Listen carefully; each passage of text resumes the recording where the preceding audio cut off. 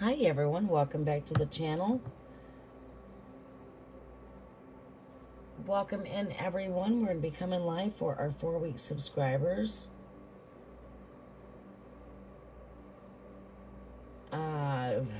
Happy full moon in Scorpio. We are having the flower moon, so we are here for a collective tarot tea. We're going to go ahead and tap into some collective energy, followed by some tarot tea for our 4-week subscribers. The full moon is all about release, renewal, and soul truth, soul alignment. Collective energy, soul alignment, like I mentioned. We're going to go ahead and tap into some tarot tea here tonight, and a new chapter begins. So welcome to the Enchanted Mystic Café, your sacred virtual sanctuary, where energy flows, candles flicker, and soul family gathers in truth and in presence. Tonight's energy, Scorpio's flower moon, a time of deep release, emotional truth, and powerful transformation. Let go of what no longer aligns and open yourself to what's ready to bloom. Today's vibe, or I should say tonight's vibe, is all about spilling the tea of divine insight and wisdom with no script, no structure, just free flowing in the spirit. We are coming in for the 4-week subscribers. So come on in for our 4-week subscribers. Grab your coffee, tea, cocoa, take your seat, settle in the energy, and allow yourself to receive. Let's laugh, let's reflect, and let's vibe together. Inside the cafe tonight, we're going to work with tarot runes, possibly the pendulums, intuitive tools, candle moments, intentional reflection, collective readings, and energy insights. Guided alignment and intuitive flow, spiritual perspective, and shared wisdom. Open space for connection and conversation, whether you're here for guidance or you're here just to vibe. You're exactly where you need to be. The Mystic menu is always available during the live experience. For those that are seeking deeper insight, options will be shared during the stream. Take what resonates, leave what doesn't. Participate is always optional. Occasional mini reads may happen during the time here. We might tap into some little small mini reads. But anyway, energy exchange details are shared in the stream. And let's get started. Welcome, Magnet to Love. How are you doing, Sunshine? Welcome, El Queen. Happy full moon in Scorpio.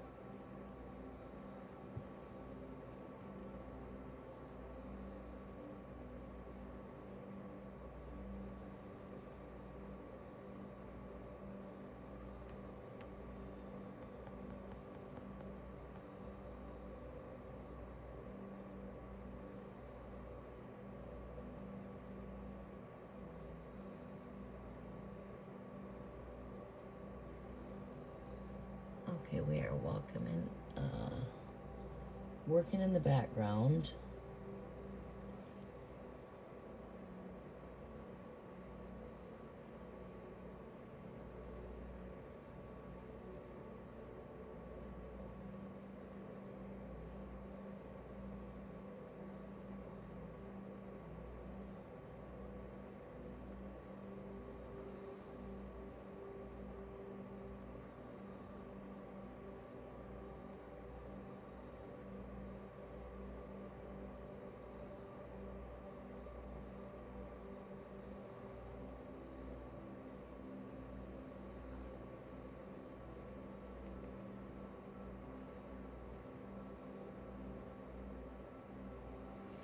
Okay, working in the background.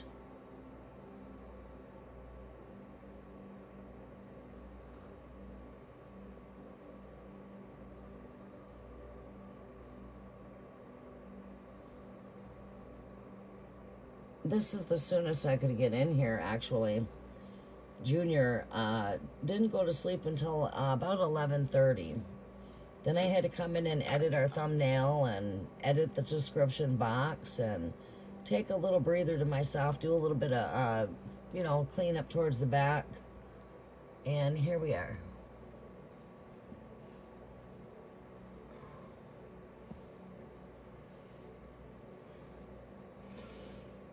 Okay, this thing's moving quite slow.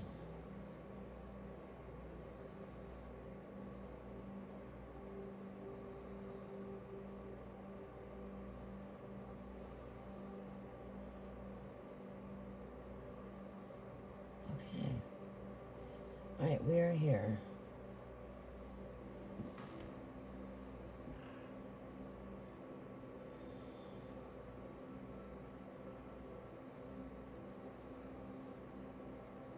Okay. We are here.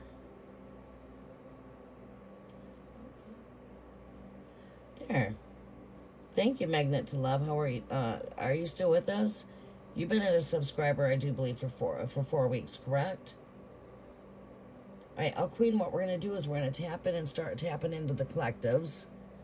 And we might bring this down to, I don't know. We'll just see who all connects with us on our 4-week subscribers. I'm coming in a little bit later than normal. So...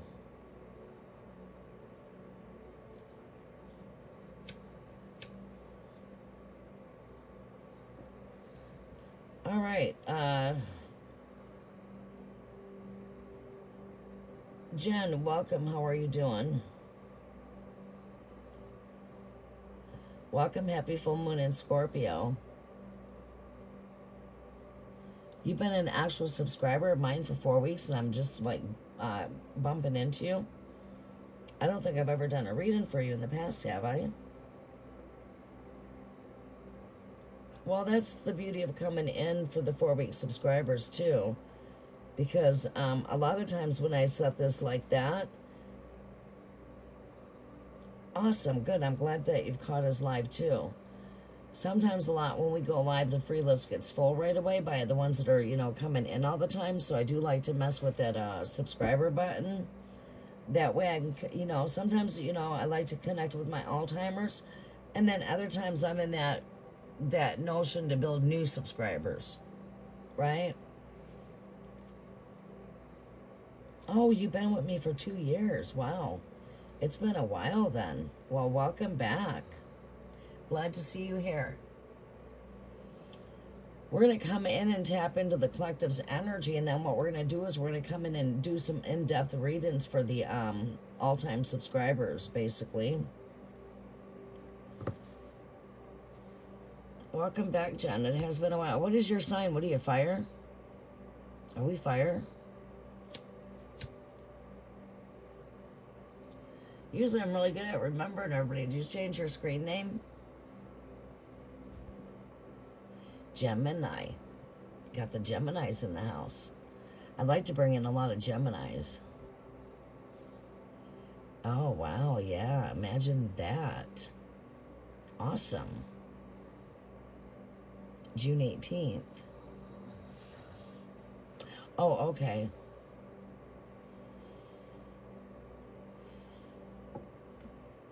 Now, when I went to go tap into the energies for the major arcanas, I was contemplating, you know, because I said we'd be here for the live for the full moon.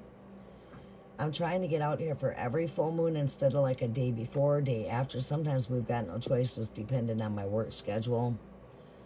But I was able to come in this full moon. Oh, thank you for all of the love me hearts. Thank you. All right, I'm excited to connect with everybody. I can't wait to bump into some of the all-timers here, and that's one of the things I love about doing the 4-week videos is we get to connect with the all-timers. I like that. Don't get me wrong, I love connecting with everybody.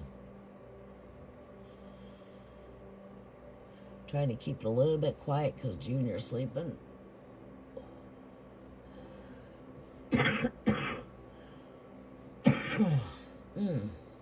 You changed your image. All right. But yeah, I was pulling the cards. We got a lot of tools out I'm working with. And I was thinking about going and making some tea. Yeah. I was thinking about making me a cup of tea. I'm trying to find my nighttime tea, though, that I like to mix for at night. I like to do more of a floral tea in the night season. You know, like something that's, you know, more relaxing. You know, activations when it comes to that third eye. I'm excited to see what energies are coming through. Token right now as we're letting everybody come in. Come on in, everybody. Say hello. Welcome to the 4-week subscribers. Welcome back for the full moon, everybody. The full moon is in Scorpio. This is all about change when it comes to, well, your full moons have everything to do with release, letting go, and releasing and letting go, renewal. This is in Scorpio. Scorpio's already the energy of death and transformation, which again, it's a rebirth in energies as well. We're right here at the flower moon, which is all about, you know, it's like what's resurrecting from the dirt now are your flowers. Your flowers are coming up. You know, we've got all the trees putting out their pretty blossoms, and you're in a time where things are now blooming. Right now we're in that blooming season where things are going to just go from here to just flourishing. Right? So you guys should start seeing, you guys start to get up out of the stagnant energy and start finding yourself to moving more into being more energetic. I know we're still breaking here where I'm at. I just got done talking, so excuse me if I'm coughing back here. But yeah, when I pulled these cards, the very first card that came up was the moon card. So I'm really excited to come in and tap into a collective reading. And I'm going to do something quite unique for everybody here tonight. We're going to go ahead and take a deep dive in and see what's coming in for the energies as we tap into your guys' energies. I'm going to be giving, of course, you guys know, for the full moon, we get in-depth readings. We're not doing the really fast 3-card reads. We're tapping into more in-depth energy. But we're going to try to get through everyone's energy that's in-depth in a really good, timely manner.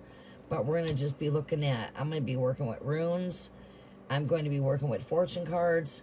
We're going to be working with tarot cards. I'm going to be working with the tarot of the heart for major arcanas to see what's taking place with major areas. And we're going to go from there.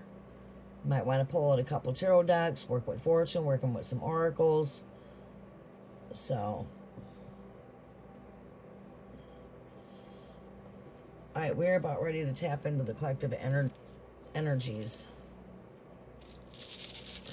I'm going to start out by, we're going to draw the runes, but I'm not going to reveal the message that comes through the runes until towards the end. I'm going to work with this set of runes.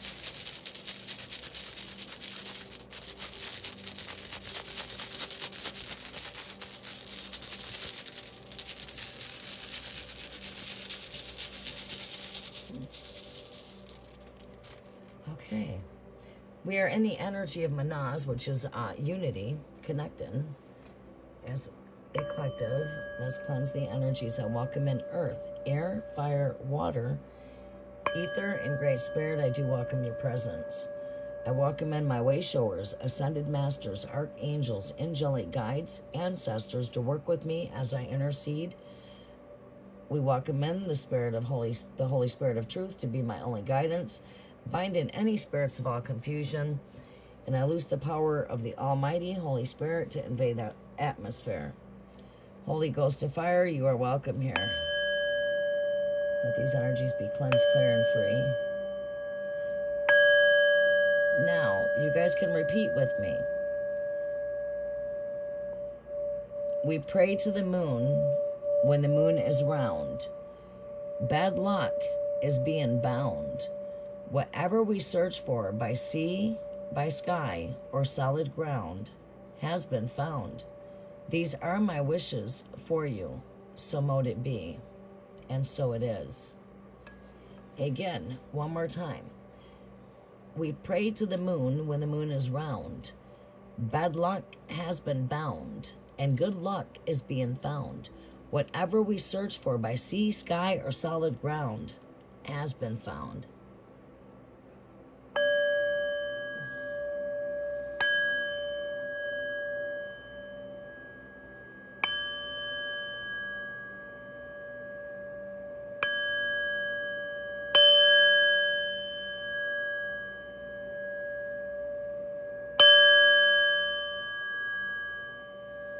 Take a deep breath in and release out Breathe out, releasing anything that is not serving you. I want you to take a couple breaths in so you can ground your energies and realign. I want you to visualize you've got golden white light coming through your crown chakra. As you take your breath in, visualize that energy coming right on down through the pineal gland.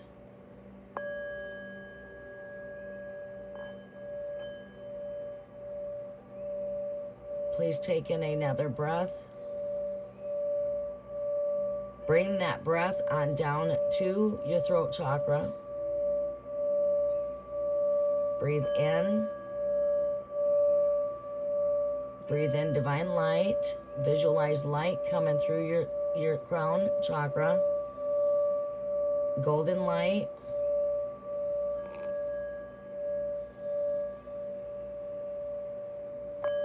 Breathe out divine love and release and let go.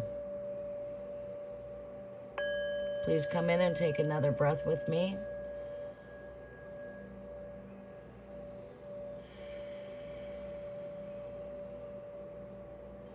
Bring that on down to the heart chakra.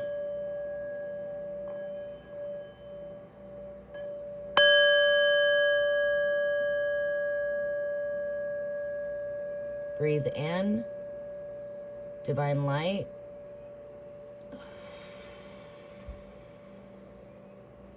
Now breathe out, divine love.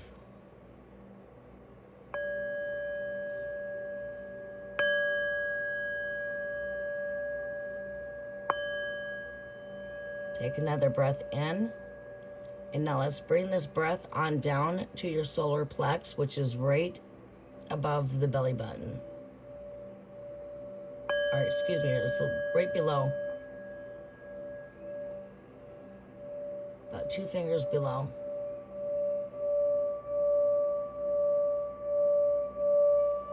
Breathe in divine light. Now breathe out divine love.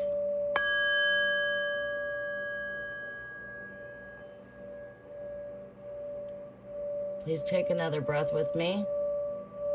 We're going to bring this breath on down to the sacral chakra.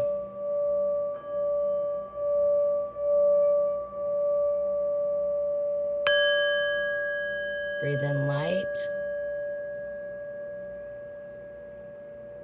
Breathe out love. We're going to take one more breath, and we're going to anchor this to our root chakra. Breathe in divine light.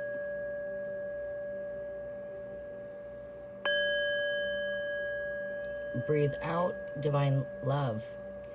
Now let's see this anchoring a light, anchoring you right on down from the crown chakra.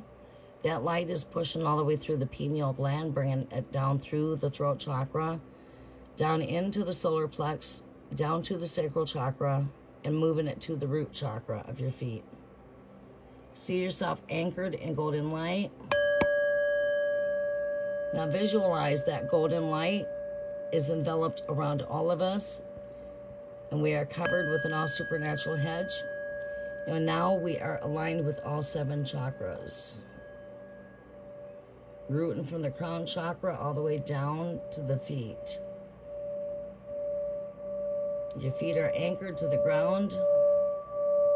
And picture yourself like that tree that is planted into the earth.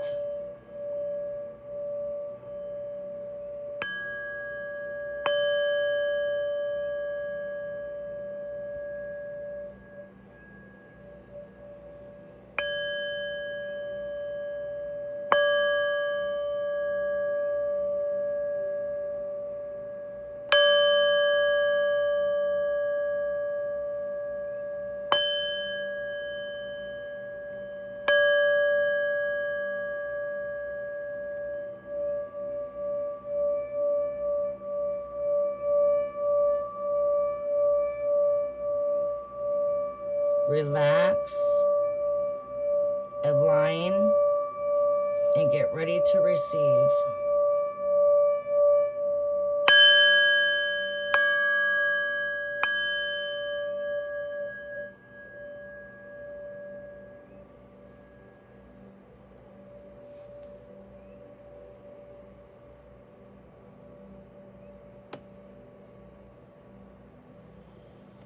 Okay.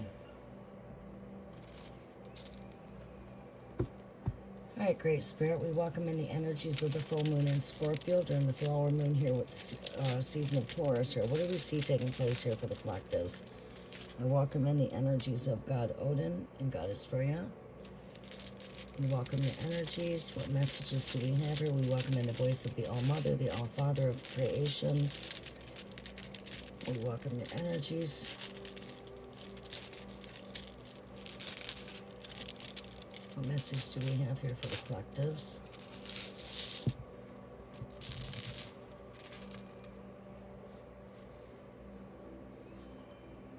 What is the message that we have coming through for the full moon in Scorpio for the collectives here, Great Spirit? What is the message that we have here for the collectives here, Great Spirit?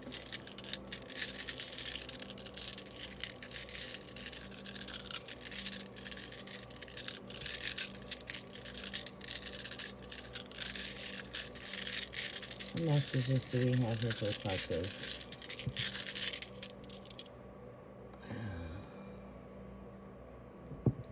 You've got the rune of Kanaz, which is, or excuse me, this energy actually is the energy of we've got already have kept out Ansus, and we've got Thursdays already out, so them energies have already been pretty active. And then so I connect with this energy here, which is the energy of the Wuno, and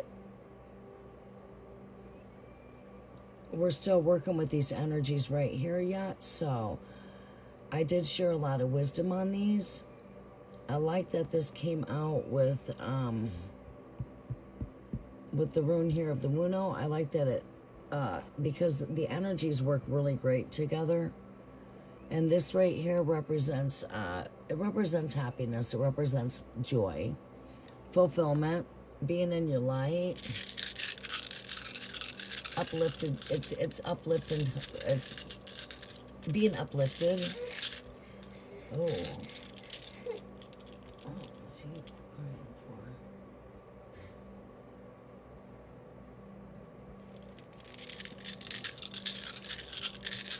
The next message is for the collective. The next message for the collectives.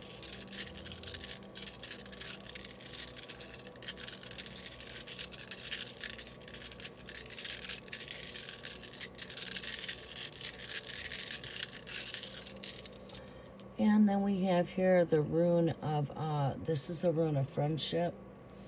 This is the, what's the name of this rune again? What's the name of this rune? I'm getting a blank here. Friendship, it's the friendship rune. What's the name of this? The Elgies. It's the Elgies.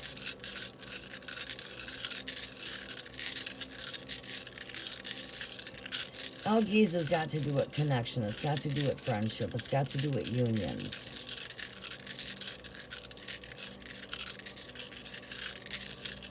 I'm going to go more into giving the reading on that towards the end. Just going to give you some keywords here at the beginning. Our next message is for the collective. I've not pulled this energy, actually, in a while.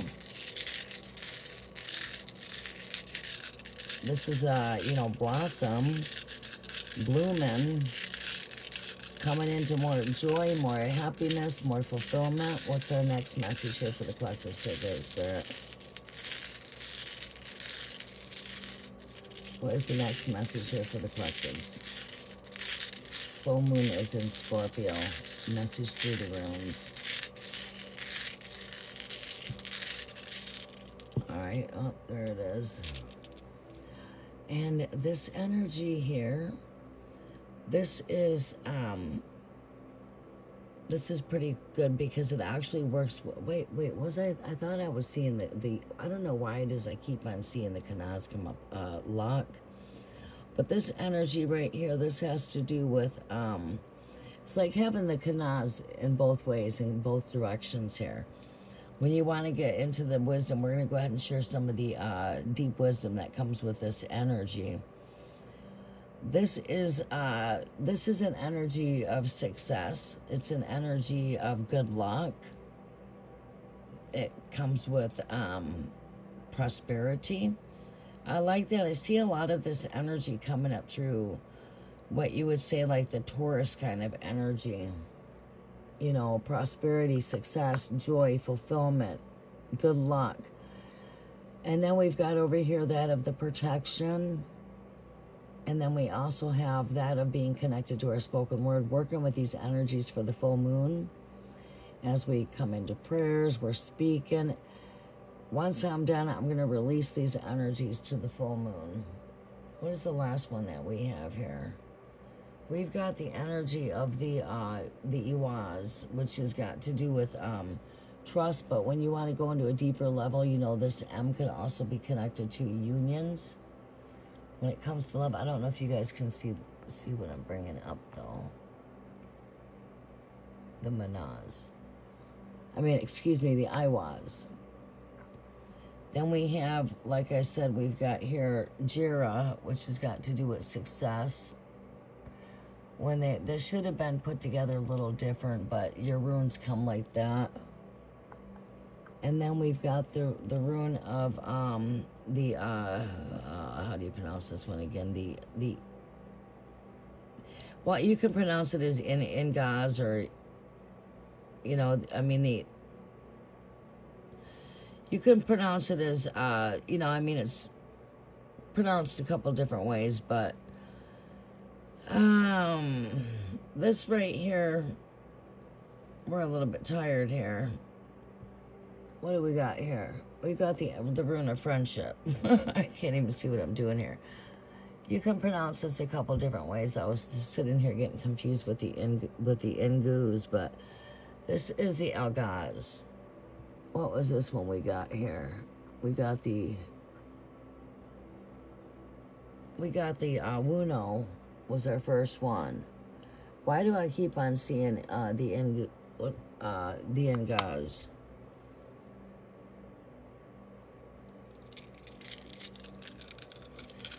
I don't know why I keep seeing that, but that one is fertility, so I'm thinking here, should we draw one more maybe?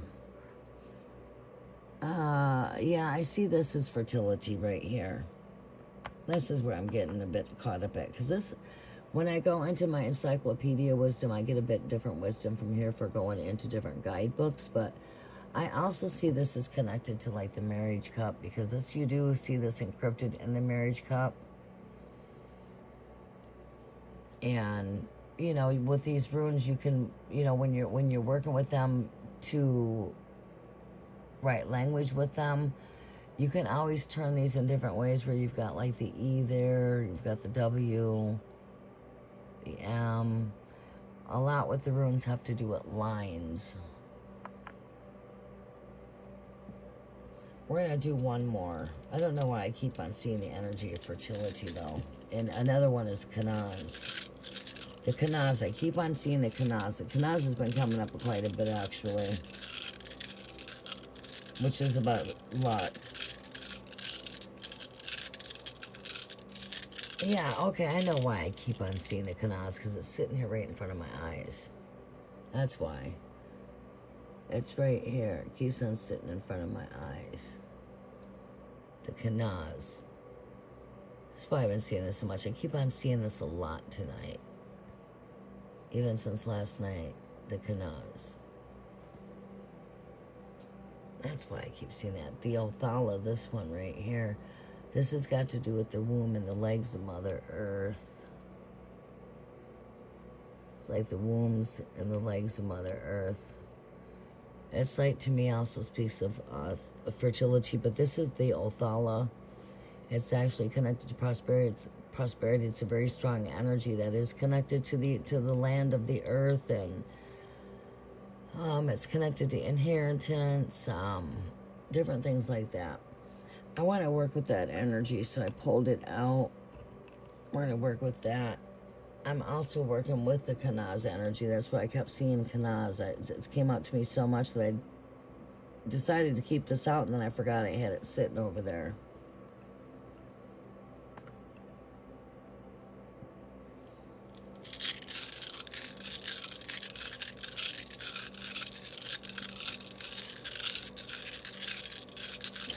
Oh yeah, another thing here. It's how Trump's stage is built too, is according to this rune right here. That's why they called his stage Nazi. Because his stage is built like this. This is actually connected to the Germanic, well, wisdom would be connected to the month of June 14th, basically. So it is the rune of June 14th, and this connects to the land, right? It's the sacred land when you want to go into real deep wisdom. But it's the symbolic symbol of the womb of Mother Earth and the legs of Mother Earth, right? It's the womb and legs. So the woman's womb, legs, there's the legs right here. But yeah, I will share some wisdom on that. All right, our last rune here is the Rideau.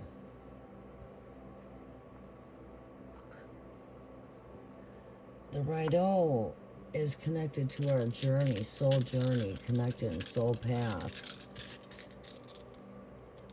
They should have put this one into a gold stone, because gold stones have to do with your journey. Have any gold stones in here? No, but this is a gold stone. Surprised this one don't have no gold stones in here. Is this one a gold stone? No. The gold stone has sparkles on it. They're sparkly. These stones are good to work with to help you on your soul journey, your soul path. Looking into your journey.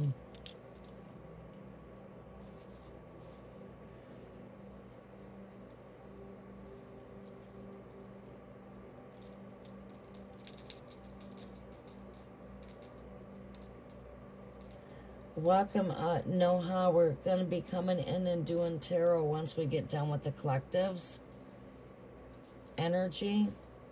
We're going to connect with the 4-week subscribers here. I'm going to go ahead and post some energies, and you know what I could do? We could do the collectives last. What do you guys think?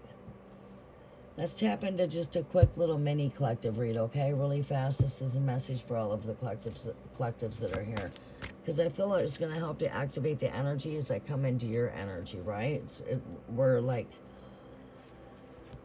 it's like activating the energies as I'm tuning in, right? Bringing in some activations. Full moon in Scorpio. I need to get myself a drink. I'm running low. Yeah, we're going dry.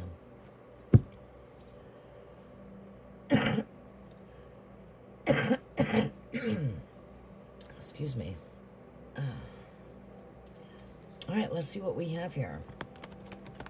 I'm going to be working with a lot of different tools. Welcome to your 4-week full moon energy update taking place in the Scorpio.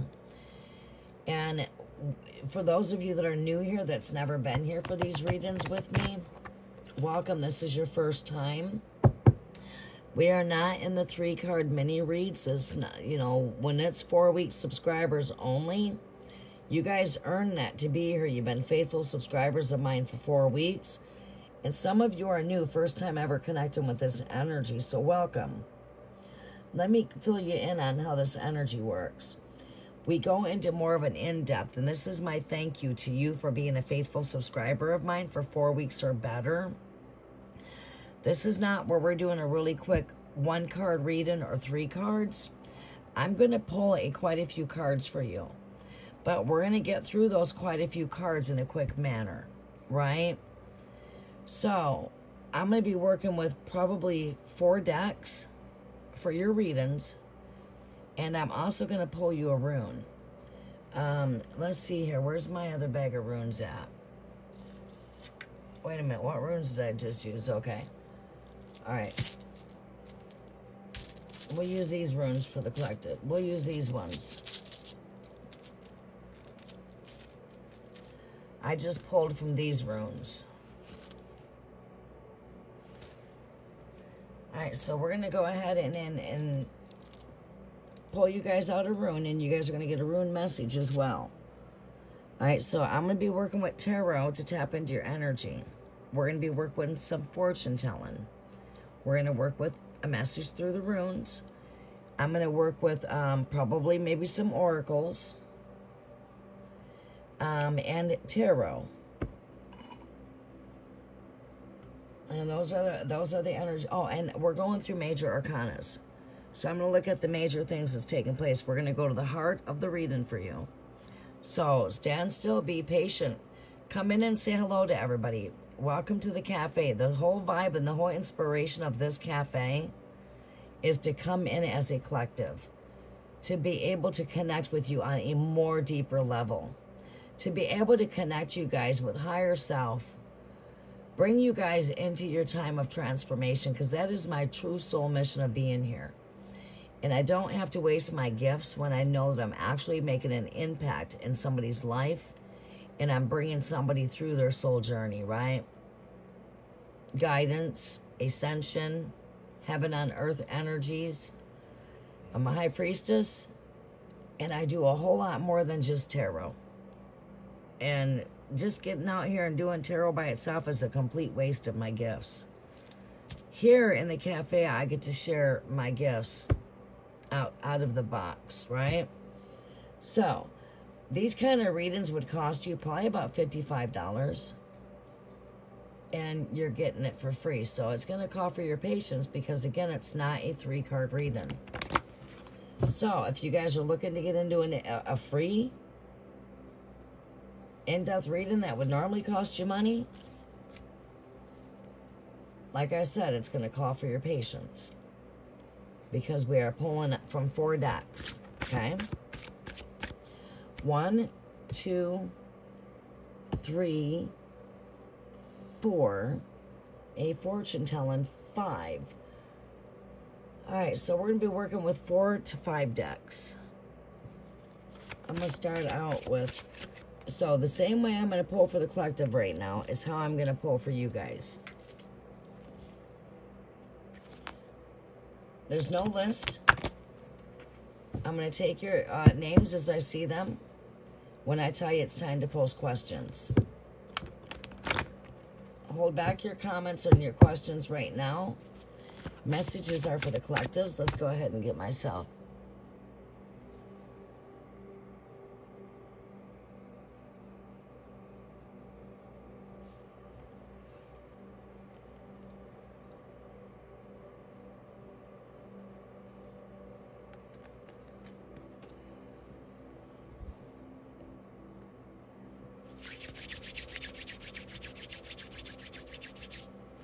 These energies be protected. Negative energy may not stay. A release should be on your way. We split the deck right at the moon. With the Fool card, yes, I do feel this energy a lot. Okay, this is where I start channeling messages. I'm not just your messenger, so you hear me speaking to you, right? I am not myself right now. It's not my choice to be here. I've been called chosen to be here. I never chose this. It's called chosen. The difference from being chosen to do something to just getting a deck of cards and copycatting other people out there and thinking that you're chosen. But anyways, when I come into energies like this, especially through a full moon that's right here beaming through this window as I'm speaking, the full moon's about ready to start shining right on this altar. You know, so I'm working right under the full moon. I get very intuitive downloads, cosmic downloads. And the best way I can explain it, it's like a computer gets a download, right? It takes a moment for that download to process, because it's got to go through my data bank. It's got to go through a processing. And then I have to come out and break it down for you. And that's when I'm getting very deep channeled messages. When I come in the night season, I'm a channel. I'll be speaking, but I'm just a vessel for the Spirit. The Spirit is what is operating through me, the Holy Spirit. I might be channeling messages through your higher self. I could be channeling messages through the angelic guides. I'm a channel, all right? So it's a bit of a shift of a difference of coming in at grand rising under the rising sun. So messages here was that of the Fool card here. I'm seeing this as being back to the point of zero gravity. Back to the point of zero point of creation. Back to taking that leap.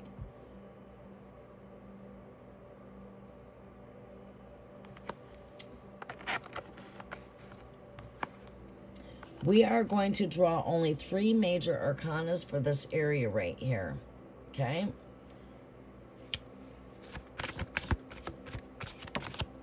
Astral travel, like I said, we're a magician. All right, I will sit here and I will receive downloads that come out like crazy. I'm already receiving downloads.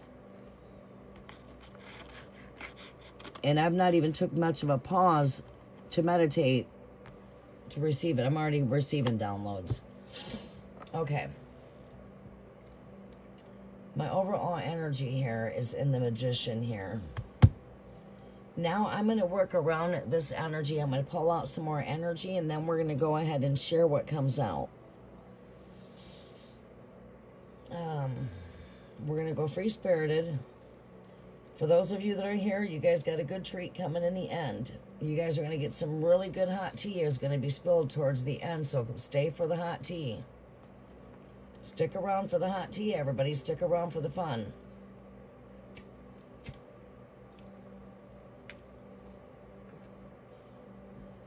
All right, so we want to work with, I'm going to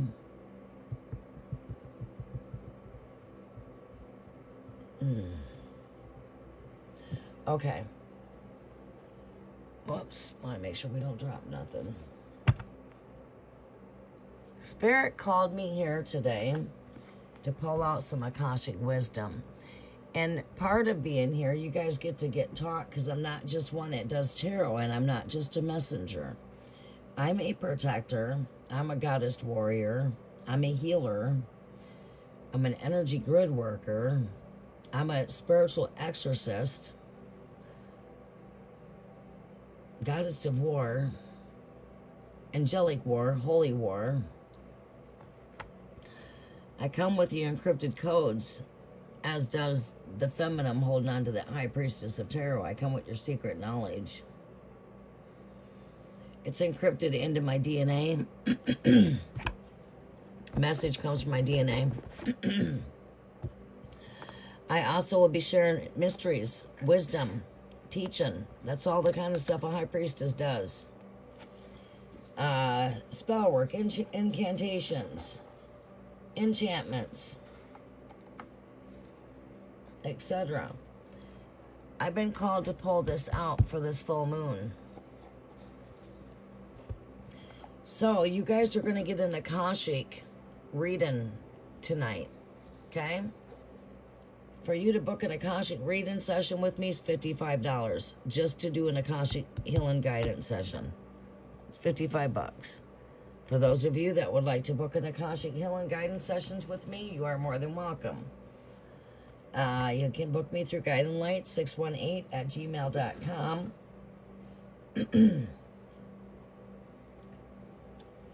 So we're going to go through some Akashic guidance through the Akashic fields, right? As I tap into the Akashic fields, I get a lot of downloads. So be prepared. All right?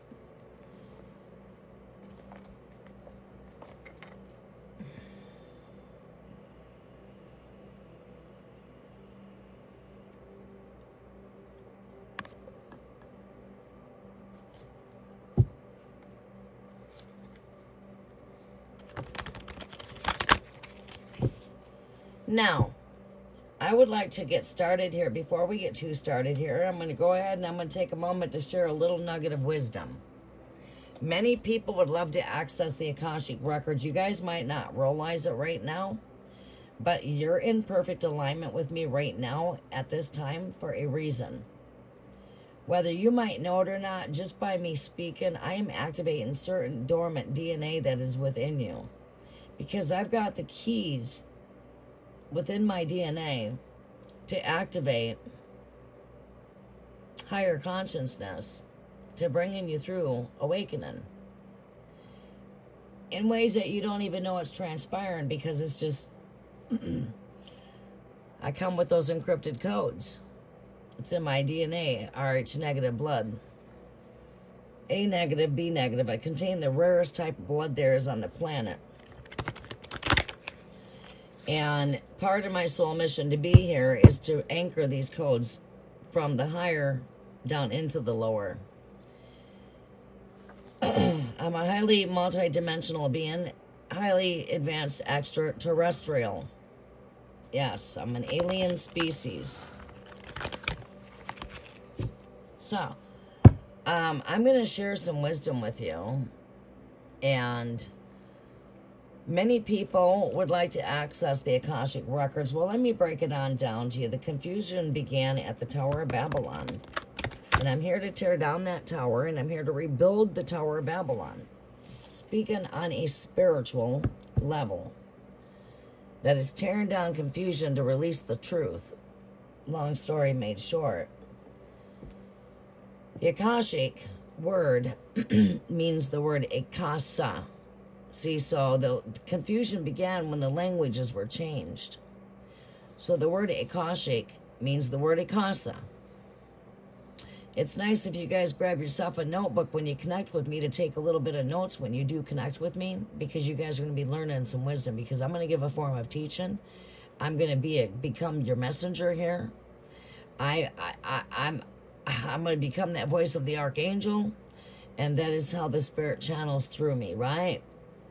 Right.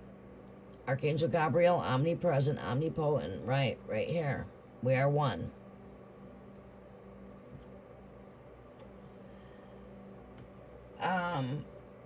The word Akashic means the word Akasa. The word Akasa means the word sky. The word sky means the word etheric. The word etheric is connected to the word heaven. So to say it all together, the word Akashic, the word heaven, the word Akasa, the word ethereal, the ethereal world, moon. It's all like the same word. It represents the sky. Now, the Akashic fields, where I'm seated at, northern border, connected through the northern or the Aurora Borealis, seated here in that the mid-guard, the 45th parallel. Look it up. Not lying to you. You can go search anything I'm telling you, and you'll find out I'm giving you 100% truth. Like I said, I come with the sword of truth. The wisdom I give you is truth.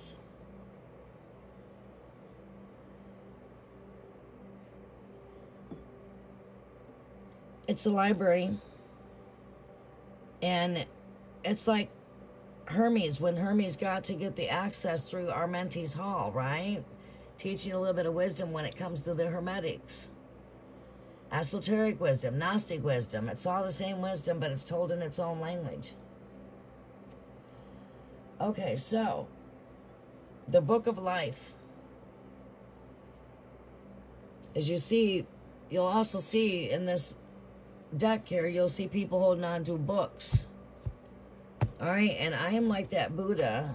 When it's really quiet, I'm in meditation through spirit, channeling your message, and you're going to be seeing a lot of that tonight.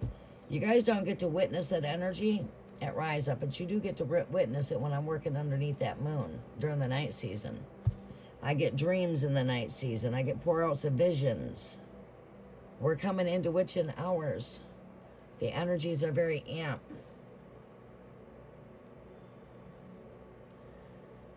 So, The word Akashic, like I said, is connected to the heavens, the sky. The same story recorded in the heavens is recorded through the book of life, which is your library. A library has what? Books. That's what a library is, right? It contains books. It contains wisdom. A book is where you get wisdom. So, that library book of wisdom is the Bible. How can that book be that? Well, it's not just a book, it's got 66 books. And through the 66 books, the stories are recorded from the past, the present, to the future. The same story recorded there is also recorded in the cosmos, the heavens. It's recorded through the Gospels. God wrote the story in the stars. He put the signs in the sun and in the moon and etc. Right. And I'm going to share an introduction before we pull your cards. Let me get up and get little Junebug. All he wants is bottle.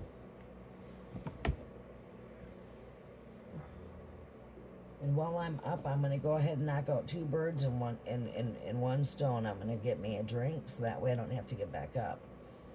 Messages are going to get really good. Patience is a virtue. For a message like this, takes patience because you're getting a lot of downloads here. But, yeah. This woman's got a scroll in her hand, by the way. She's holding on to a scroll. Scroll. Which is a book. Because the Akashic records are recorded in the book. And we'll go ahead and take you through the introduction of the Akashic.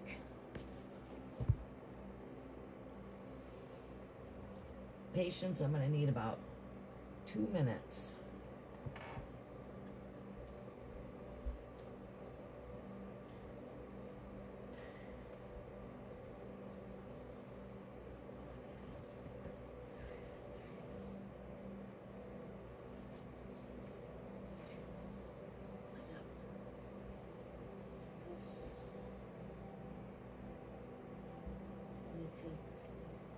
Well, I take that back 3 minutes because I have to do a diaper change. Here you go, Junebug. Let me see your foot. Give me that foot. Give me that foot. Give me those toes. Here you go. Put your foot in there. Cranky winky. You ready to go back to sleep? Are you tired? Lift up, knucklehead, and then you can go back to sleep, okay? There you go, put your foot in there. Are you all dry now? We'll make for a happy, happy Junior. Yeah. Junior happy? Good, I'm happy you're happy. Slide over a little bit, buddy, so you don't fall off the bed. There you go. Do you want to hug the blanket? You want to hug the blanket? Yeah. Put your leg over top of that. There you go. Put your leg over the blanket. There you go.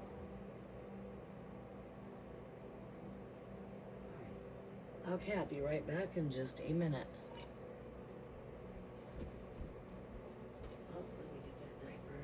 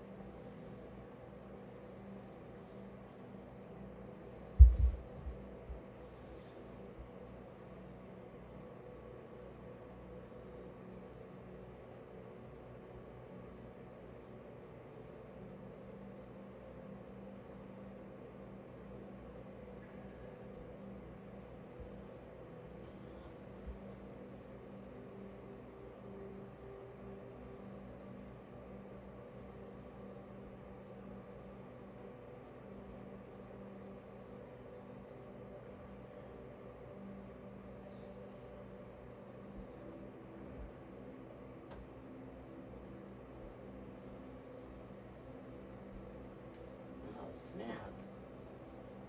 You fell off the damn floor? How'd that happen?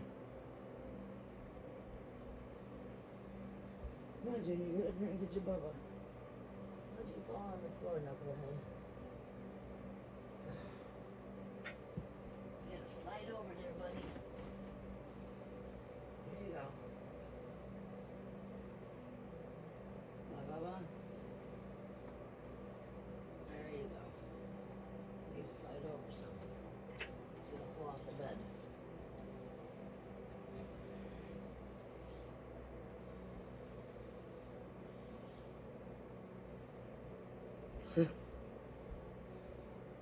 Come back in here and that knucklehead's on the floor.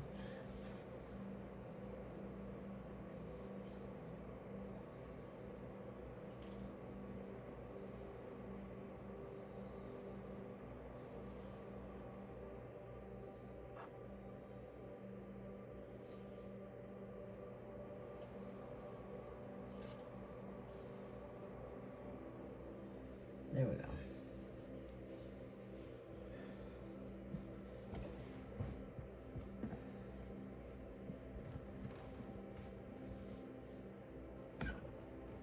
Okay, we are back.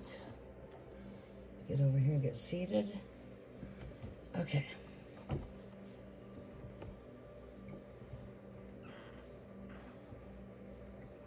gonna sit on.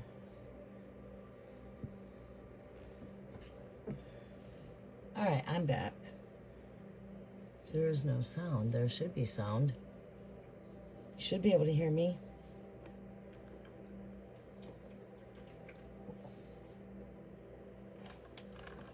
Can you guys hear me?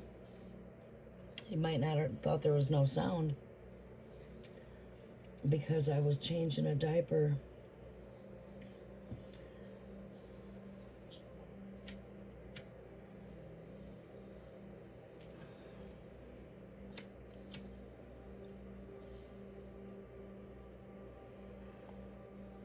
All right, now the Akashic records. Let's take you to the introduction.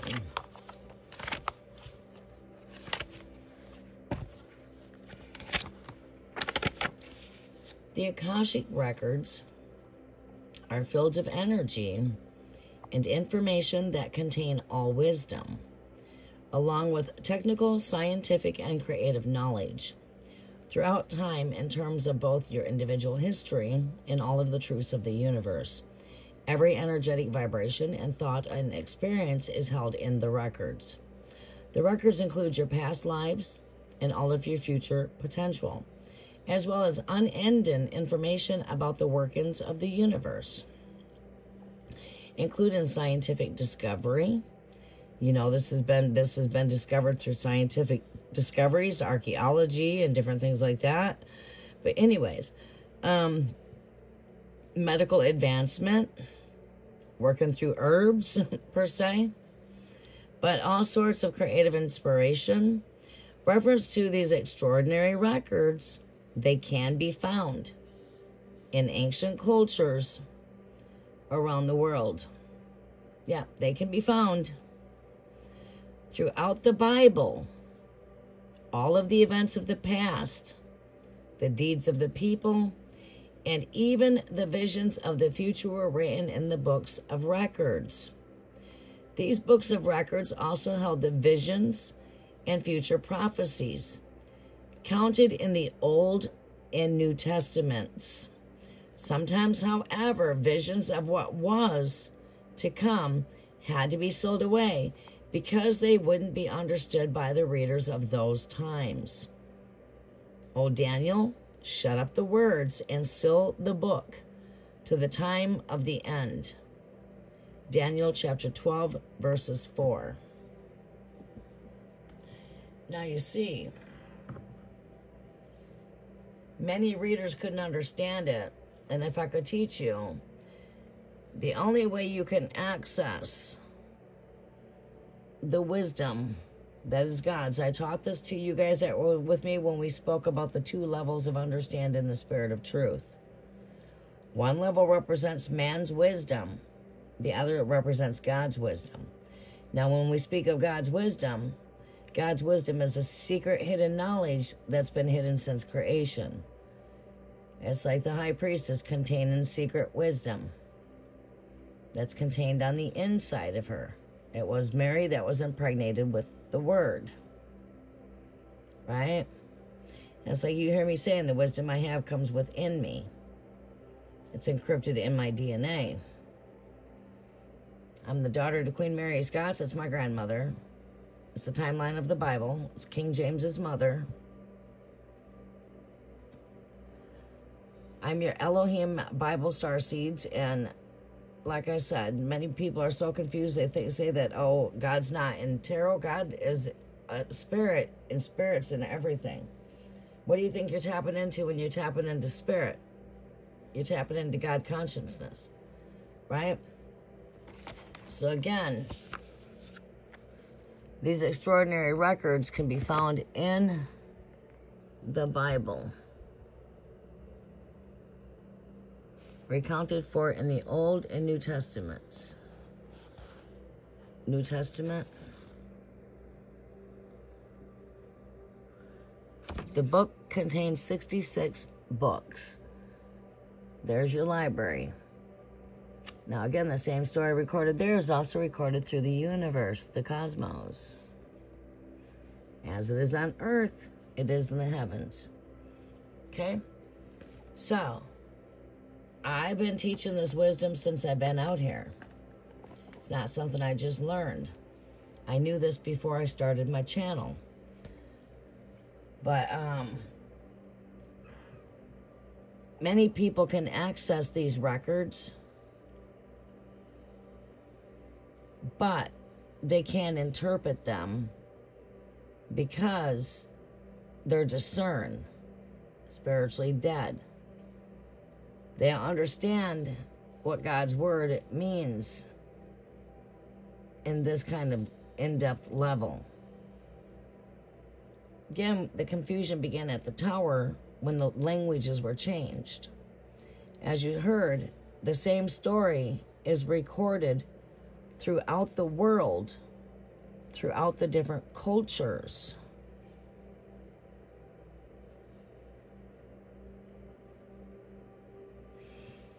All right. So, the messages that we have here, we want to get into astral travel, which is right here. We're going to be receiving a lot of downloads coming through this moon here for the collectives, okay? We're in the full moon of Scorpio. It is a flower moon. It's time of blooming, releasing, letting go, renewal, rebirth, soul alignments. Bringing us back to the 0 point of gravity, out of the box, getting out into the unknown, trying new things. Telepathic communications. We will be telepathically communicating. I'm connected through your consciousness.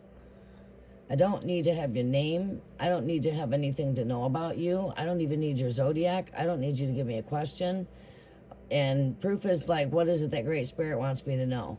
Your answers are right there. And again, it comes through Great Spirit, not me. It's the spirit that lives within me.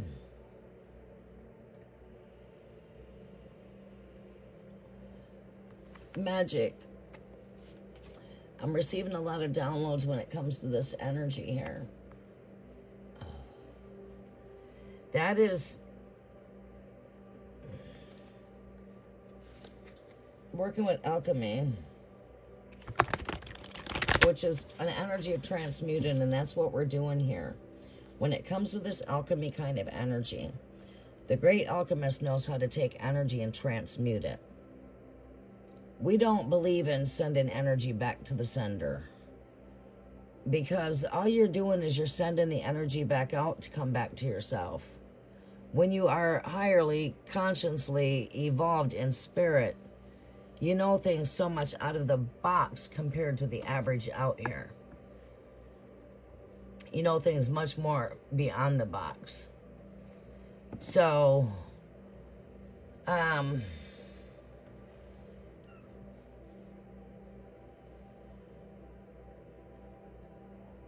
you're alchemist out here. You're magician energy, your high priestess type of energy out here. We work with what you call transmuting the energy. This would be your higher evolved beings. These are people that have been chosen to come to this planet to anchor in these light codes per se, and to bring in whatever they're being called to do, whether that to be, some of them are being called in as great healers, some are being brought in as teachers, to work with these gifts. And these gifts are what come from the Holy Spirit, and they are the gifts of the book of 1 Corinthians chapter 12, the gifts of the Holy Spirit. So as I come in and I teach and I guide and I connect the dots here, as I said, I'm a high priestess of Melchizedek order, an eternal priesthood. I've incarnated for billions of years. I'm an old incarnated soul. I know who I am in this lifetime. I'm very in tune with the Akashic fields. I know who I am in past lifetimes, right? We're not going to go into all of that, but that's part of these activations here with me, is I will be activating you as we continue to work together throughout from here and on this journey, as we journey together here. These energies will help to activate you as far as bringing you into who you are in this lifetime, being aware of who you are here and knowing who you are in your past lifetimes. This is a awakening coming through, I would tell you, is coming up through the 12th and 13th dimensions, bringing you up higher than the 5th dimension. See, we are above the 5th dimension.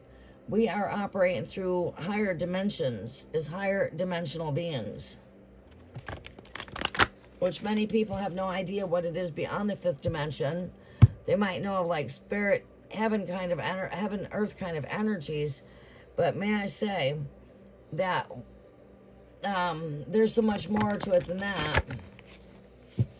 So I will be taking you into the 12th and 13th dimensions eventually, but it will not happen. It takes time to get there. Just like in schooling, you go through a graduation and then you climb higher. You start out in your grammar school, and you start out in the elementary, and then you go into your grade school, and then you get into your high school, and then you go into college.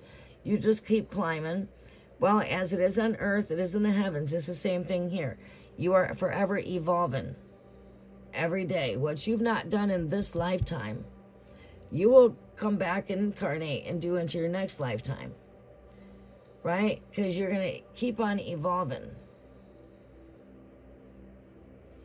See, so part of my soul mission here is to break karmic soul ties. Breaking generational curses in my bloodline's been like some of my first clearing. Right? Is breaking genetic curses. Curse breaking energy. Messages are for the collectives.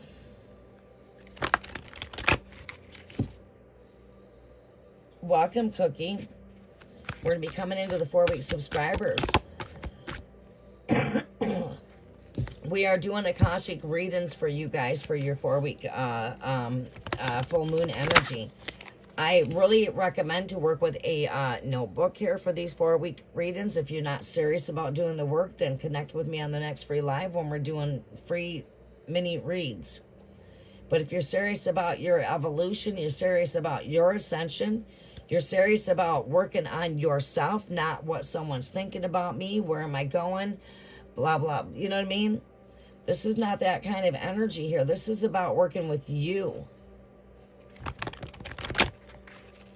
What it is that you need to know. What do you need to work on? Right. All right. We are ready to pull energies here in a quick second here. Give me 3 more shuffles for the collectives here, Great Spirit. 3 more shuffles for the collectives. And show me what it is we need to know for the collectives here for this full moon in Scorpio. Now, it takes time for transformation. It's not something that happens overnight. But I'm here balancing out that day and that night, that yin and that yang.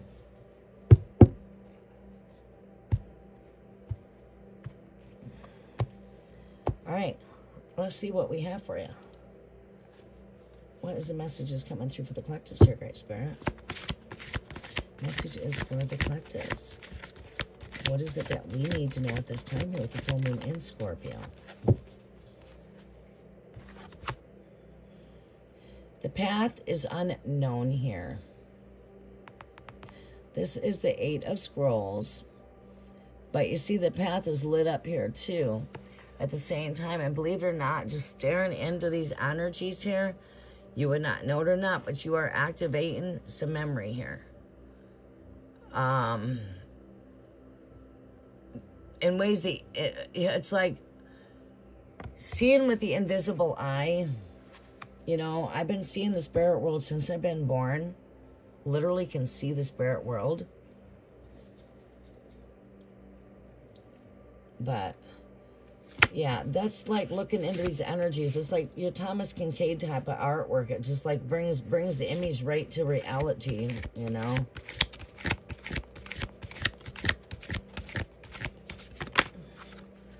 Next message we have here is the chess game. We see a lot that has to do with duality here. And of course, when you're speaking of the duality, we've got the kings, the queens, the knights, and, you know, on the chessboard, you've got your kings and your queens. And this game right here, to be honest with you, is coming out of the Matrix. This is an energy of coming out of what you've been fashioned to believe in church buildings, schools, everything that you were taught. You are being deprogrammed. You're realizing that God was not what the world made you to think who God was. God is great secret. God is mystery. God is within everything. God within you. Know who you are in God, and know who God is in you. They teach the wrong teaching in the church as far as the coming of Christ. You are the second coming, my child. You are that Adam rising from the dirt here. Welcome to the great time of resurrection that is taking place in the Pluto energy of the Judgment card. When you seen that Judgment card coming out a lot during Passover, when I said we are sowing them seeds, we are now reaping. Or not yet, excuse me. We're not reaping yet. There's a reaper energy taking place. It's like reaper season for the karmics. Right. But, however, for you, it is about planting them seeds and now seeing the growth of your work here coming soon. It's not a time to give up. Not at all. Not till your blessings come. And still don't give up. You keep going. Always keep going. There you go. Oop, that went flying out the deck. This has got to do with the muse. Okay.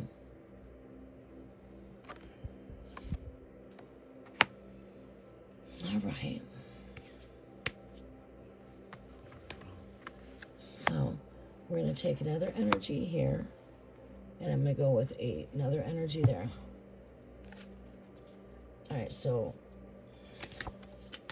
we've got the winged messenger. Oh, okay. This is another energy I've been hearing too, is to being on the lookout. Being on the lookout. We'll go more into that. All right, we are going to draw. We've got 5. We're going to go one more card on this. We're going to go one more card over here, and this is going to be my overall energy here. Give me an overall energy here for the collectives.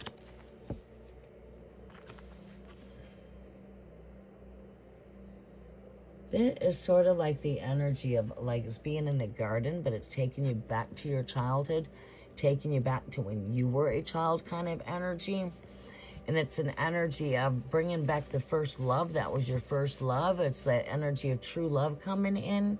But it's told in a mystical, enchanted, fairy tale kind of energy. But it's it truly is taking place on like a spiritual level, but also as it is on earth, it's in the heavens. We also create our best friends from childhood here on earth as well. But that is my overall energy, and that is going to go right here. All right, guys, we're going to get into this reading. Ye are the light of this world. Yeah, this is another energy. It's like I could be sitting here, and right while I'm sitting here, something's coming right out of reality. Like, okay, the word is spirit, the word is life. So those pages that the words are written into, it's energy, it's life. Right? Like energy cards. These cards speak, right? Well, download I'm getting is that it's the same with these energies here. It's like seeing this energy actually playing right out.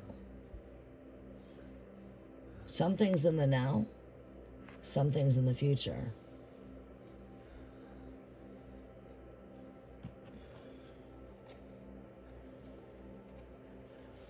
The overall energy here for you guys.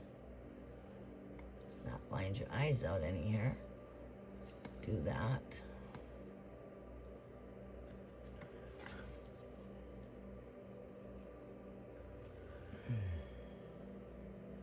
Ye are the light of this world. And you know, I just love how the images just come with the light in there. Things are like it's artwork in here sort of reminds me of the Thomas Kincaid on how he brought the light all into his images and stuff. And I do see a lot of that here too when it comes to these cards too, but not quite as good as Thomas Kincaid's artwork. But you are the light of this world. Ye are the Christ. Ye are the light. Where do we see that at? What book of the New Testament? It would be in the New Testament, Matthew 5, verses 14. The light of the world. The light of the world comes as a witness. The light of the world. You are the light of the world. You. Let your light shine. Keep on shining bright. Right? Like I said, I'm going to just give you one spot. It's spoken in many spots throughout the library of the Book of Life, which is the Akashic Records. But one reference is Matthew chapter 5, verses 14. Ye are the light of the world. Okay. All right. After we get through the collectives here, the 4-week subscribers, we're going to go ahead and be open to everybody. We might come in with a new video, though, just so that we can refresh in the energy. We'll see where it's at. If it starts to go stale, we're dying out on people here, we're going to start a fresh video for doing full moon energy for everybody. But anyways,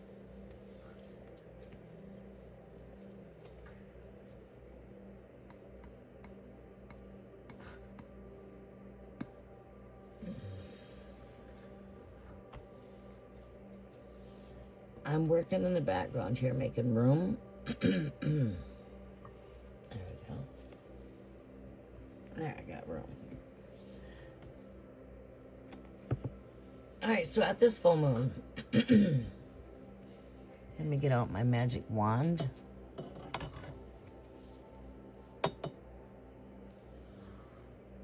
At this full moon here, I love my wands, and yes, these are used for my magical workings. I use these to activate my grids.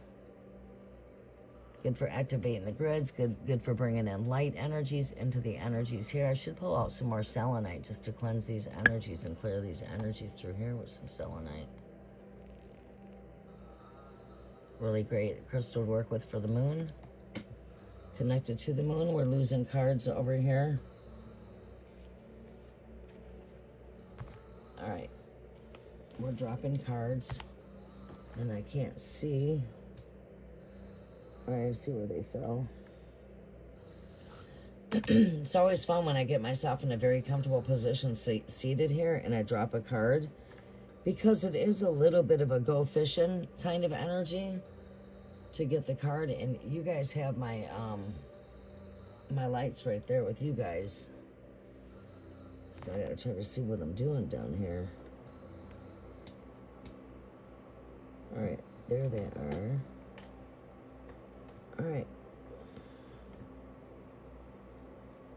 Makes it tough if the cards are dark, like say, you know, dark, and then you drop one and you try to look for it. I had more than one card there that fell. Is that it? I only dropped one card. Look at that. You want to know what card dropped out the deck on me, just out of coincidental? I'm speaking about the full moon right now.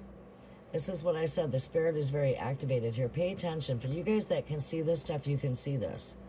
Look what card I had to just go fishing for. Scorpio.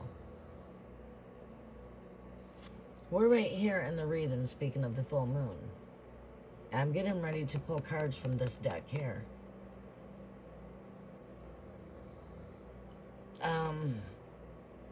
I don't know how it flew out the deck, because I mean I wasn't touching it. Next thing I know, it's like, oh boy, a card fell down, and here it is.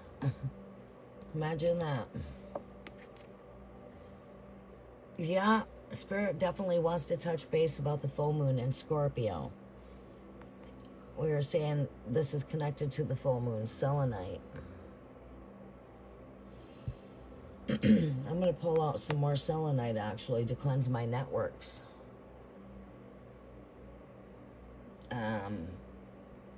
Yeah, I should be able to get to that today. No, maybe not.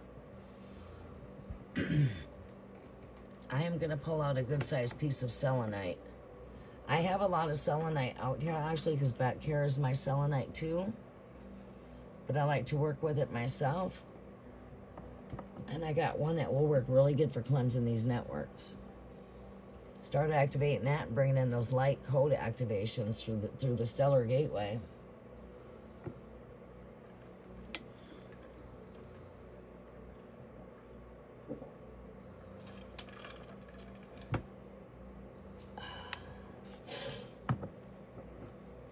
Okay, so let's get through this message, and as I speak through this message, we're going to pull out the tarot, and we're going to use this for confirmation to the energies that we're pulling. So the card that comes up here is Scorpio. I'll draw a card for this energy here once I get through the energy and speak of it. The heater keeps on turning on and off. I'm probably going to have to turn that down just a tiny bit.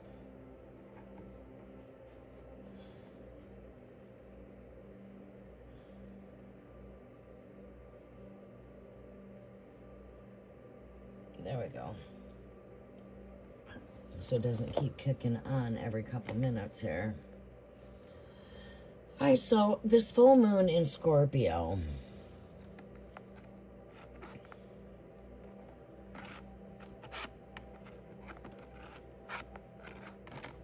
Okay, we're bound to make you stay there. There you go. Full moon, Scorpio. The full moon that we have coming in Scorpio, this is about release. It's about letting go. Scorpio is all about the energy of God, death, and resurrection. The downloads I'm receiving here, even though we have the cards here, I'm getting downloads, and I'm going to share the downloads.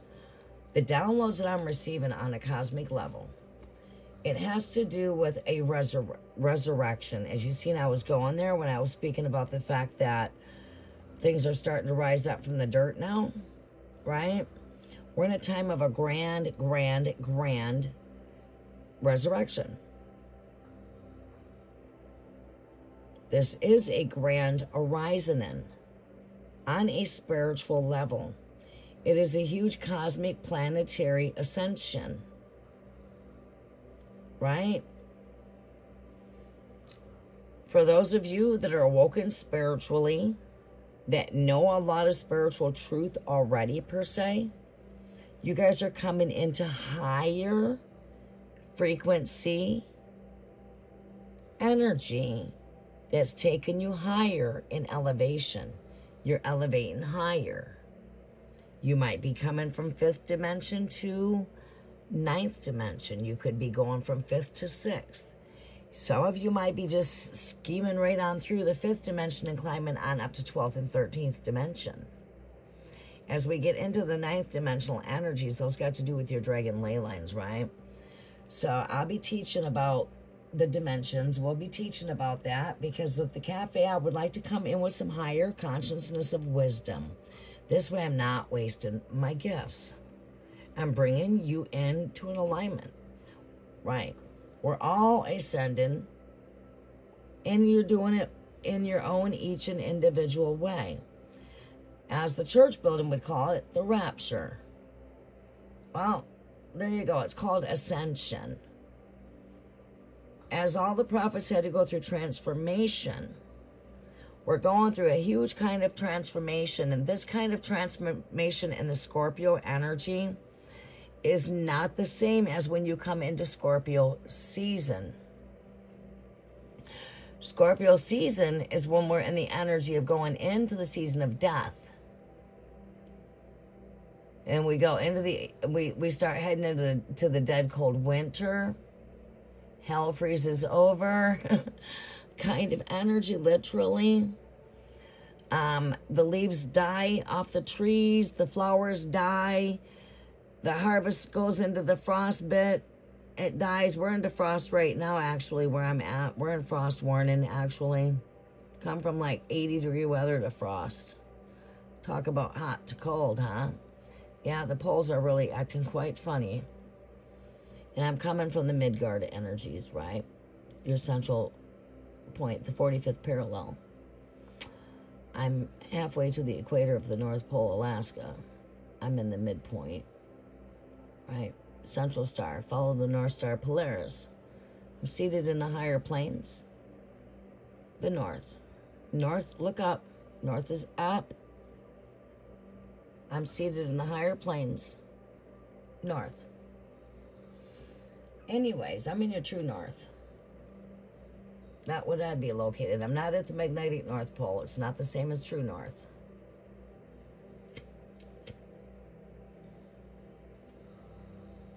So, the light that guides you back home.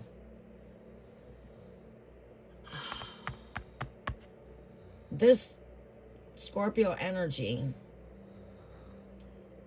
like I said, it's when the leaves are falling, things are falling away. It's during the fall time, October energy, Scorpio. We go into November, part of November, Scorpio. Anyway, this energy here with the full moon in Scorpio that happens every year, come this time, Taurus.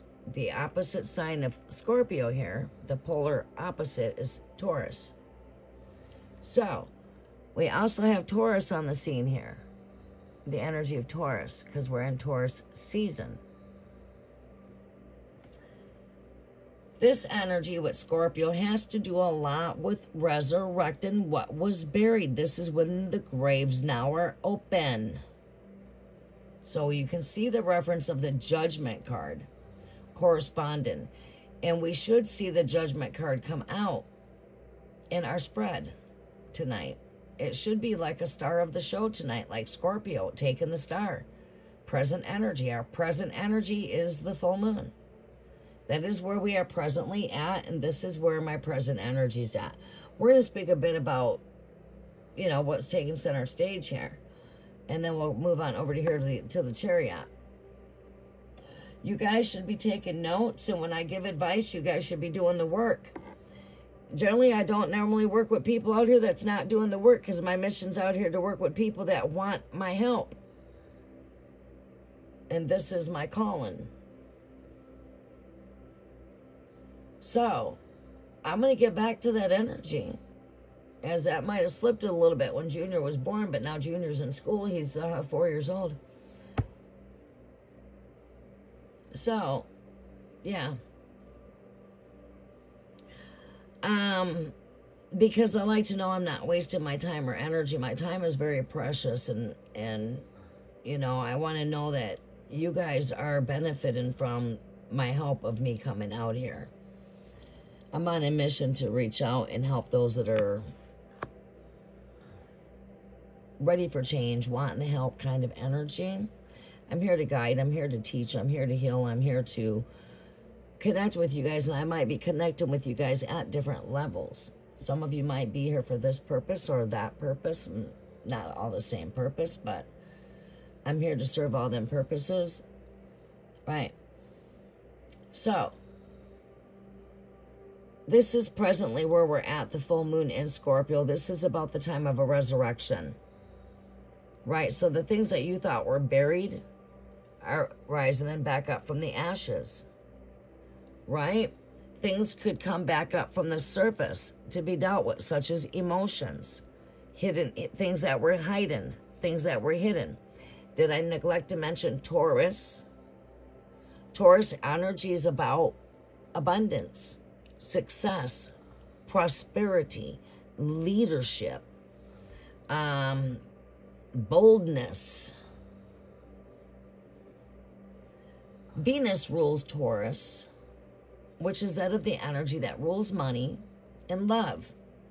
So, we should be seeing transformation taking place in relationships, through our finances, family. Some of you are going through higher when it comes to your relationships. You're climbing higher. You're not falling down, but you're steadily climbing. For others of you, there could be a crumbling down. Speaking of Taurus, ruling money and love, remind you, Scorpio, full moon, there's a energy of resurrection. So, Taurus rules the energy of hidden things that are buried when it comes to money and when it comes to love. So if there's been suppressed emotions, these things could automatically come to the surface because they need to be dealt with. So things that are buried are coming back to the surface. If you thought that job was dead, it was gone, there was no hope, I'm saying this is where hope is truly being restored. If you thought there was no hope in that relationship, this is where Spirit says there's hope. What you thought was dead, what you thought was buried, could be definitely rising and back up from them ashes. Ashes to ashes, dust to dust, we all rise up. Welcome to the Scorpio energy of that type of energy of death and resurrection. Right. You just seen the Easter eggs not long ago. Come on, man.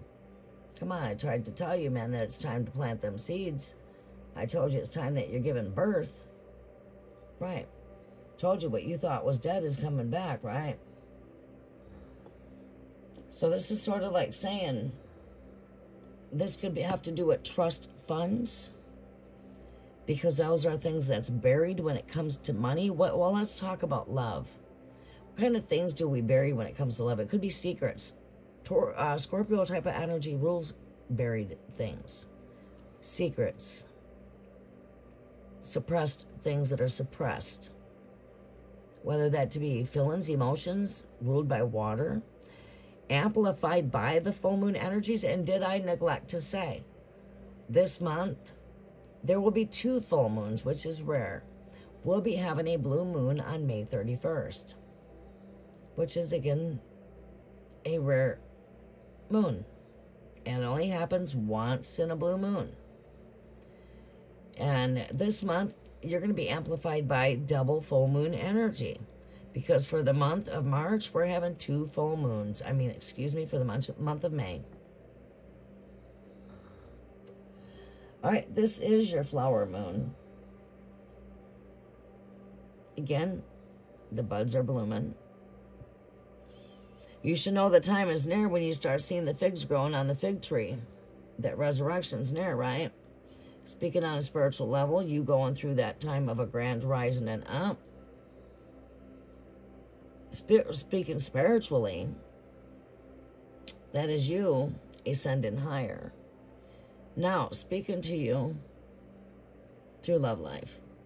Feelings, emotions, anything that's been suppressed could come to the surface to be dealt with. Those that are grieving when it comes to death, even things that are deeply hidden are surfacing up. The hidden things. The full moon already amplifies that energy anyways, because the full moon shines a light on the things that are hidden in the darkness. Scorpio is all about things that are hiding, buried. Taurus energy is all about the things that's hiding when it comes to love and money. So, when it comes to the money, speaking of Taurus energy, that's got to do with the things that are buried when it comes to savings. Your wills, like trust funds, estates, titles, home deeds, marriage certificates, contracts,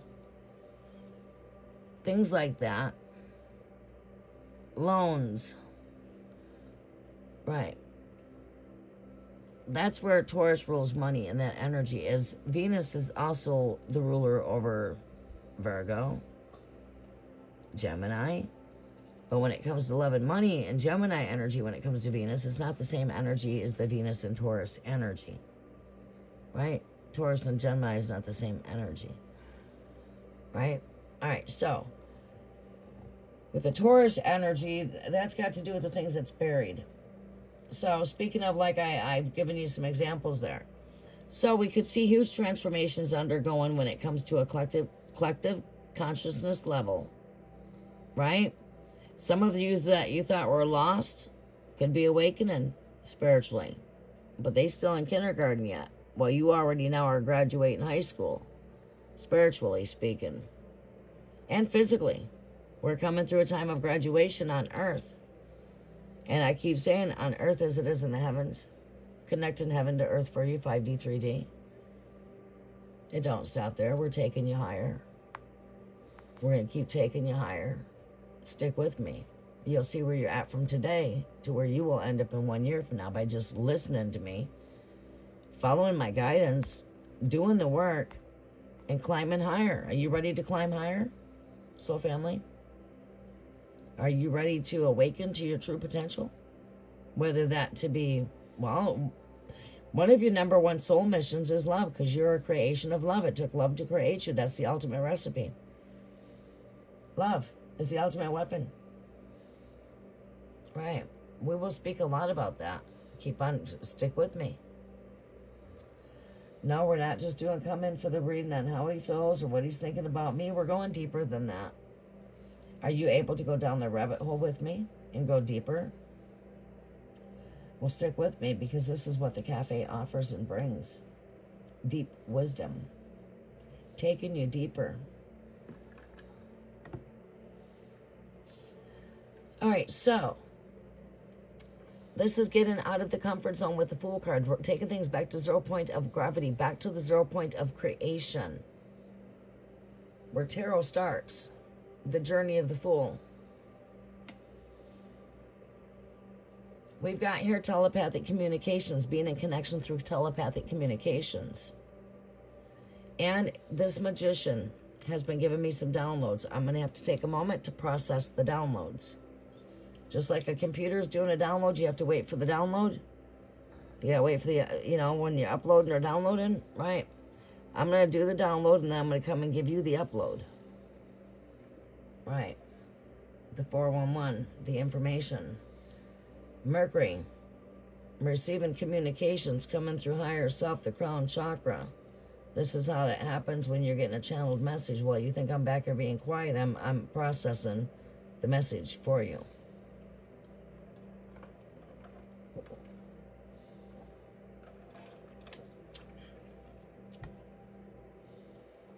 All right.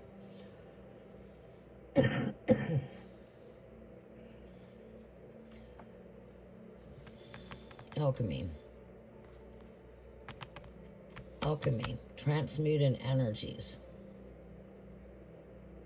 You're being called to raise higher when it comes to working with alchemy. of the magician. You are an alchemist. You are here to transmute the old. Many of you are awakening into your soul purpose. Listen to me here. You are being called to break chains. You are being called to break generational curses. You have been chosen. And that is for those of you black sheeps out there I'm speaking to. Those that feel really rare. You feel like you've been aware since you've been awake. Kind of energy. You know that you belong to a place so much greater than this, that you don't come from here.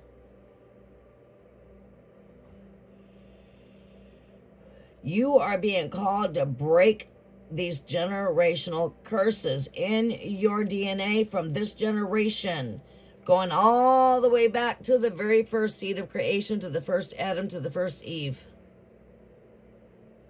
As you are the first Adam. And if you only knew the wisdom that I could speak to if I was to break things down through a higher cosmic level of, speaking of the atoms, speaking of your atoms, your neutrons, your protons, that spark of life that you have been given, as you are the man that came from the dust. And the man is rising from the dust. Welcome to the grand time of a great time of a grand resurrection. And you are awakening to your higher self. Might feel like you're coming through a chess game. Like you've been playing a game of what's real and what's not, black or white. High D, 3D, white, black, 5D, 3D.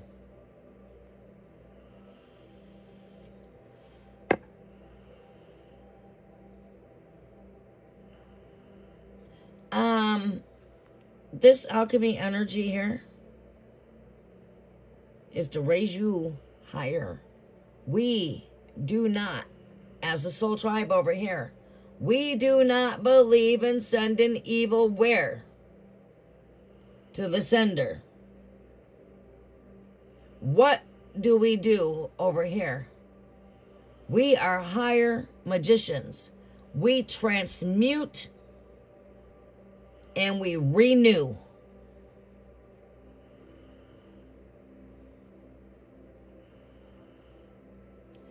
The greatest weapon is love. Keep on operating through love.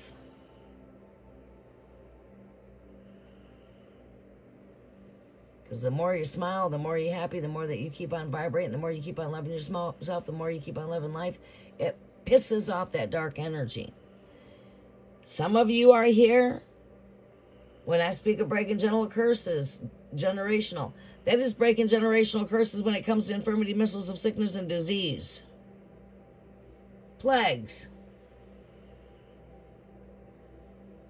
Coming from ancestral covenants that were made through blood pact sacrifices, through your prior fathers, through past lifetimes. Some of you are here to break soul tie connections, breaking karmic ties as we're speaking. You are breaking soul ties. We are breaking chains of being weighed down. And how are we transmuting the energy? All kinds of different ways when it comes to working with alchemy. Taking that gold, or taking the silver and turning it to gold. Right.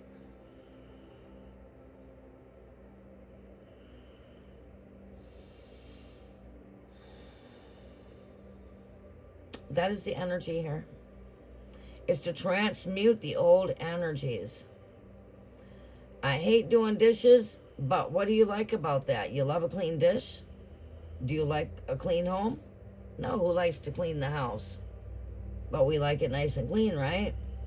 We need to start focusing on the positive. And I wanted to speak a bit about the polarities.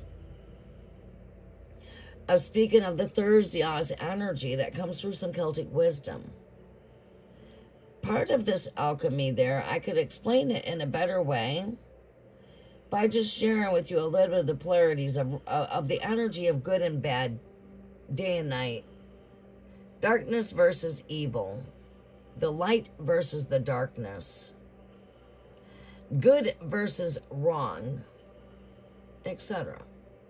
And that's the polarity of the Thursday's energy when we speak of polarities. As we've got the Chariot over here in the final position over here, we have the Chariot. Can't see really good over there because we are coming in the nighttime, right? But Chariot. We are being pulled in different directions. I'm not coming with your traditional message here, y'all. Sorry, but I'm coming with one that is much more deeper, that's coming through channel messages within. And I'm speaking of being pulled in different directions here. I'm speaking about a balance in energy and taking hold of that Chariot and working with the polar opposites. As I just said, we're still going through the cold to the hot, right? Yeah, it was 80 degrees and now it's like 32 degrees. We are in frost advisory.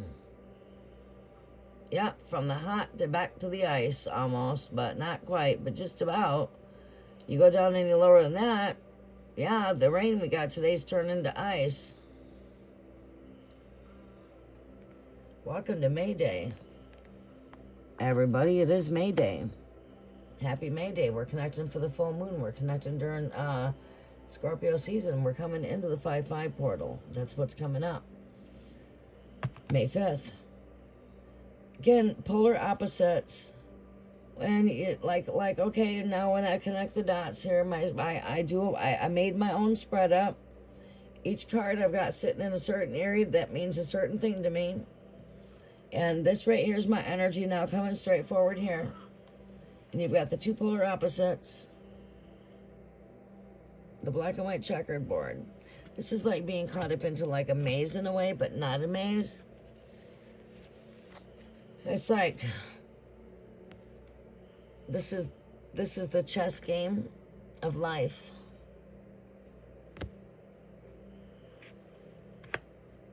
And it has a lot to do with the ego, consciousness.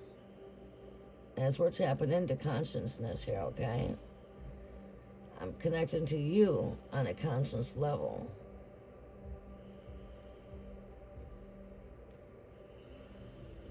That has to do with the consciousness of the mind, of the yin and the yang, of the negative and the positive, the polarity of the two. And that's what we got with the Thursday's energy that's marking us for the kickoff for May.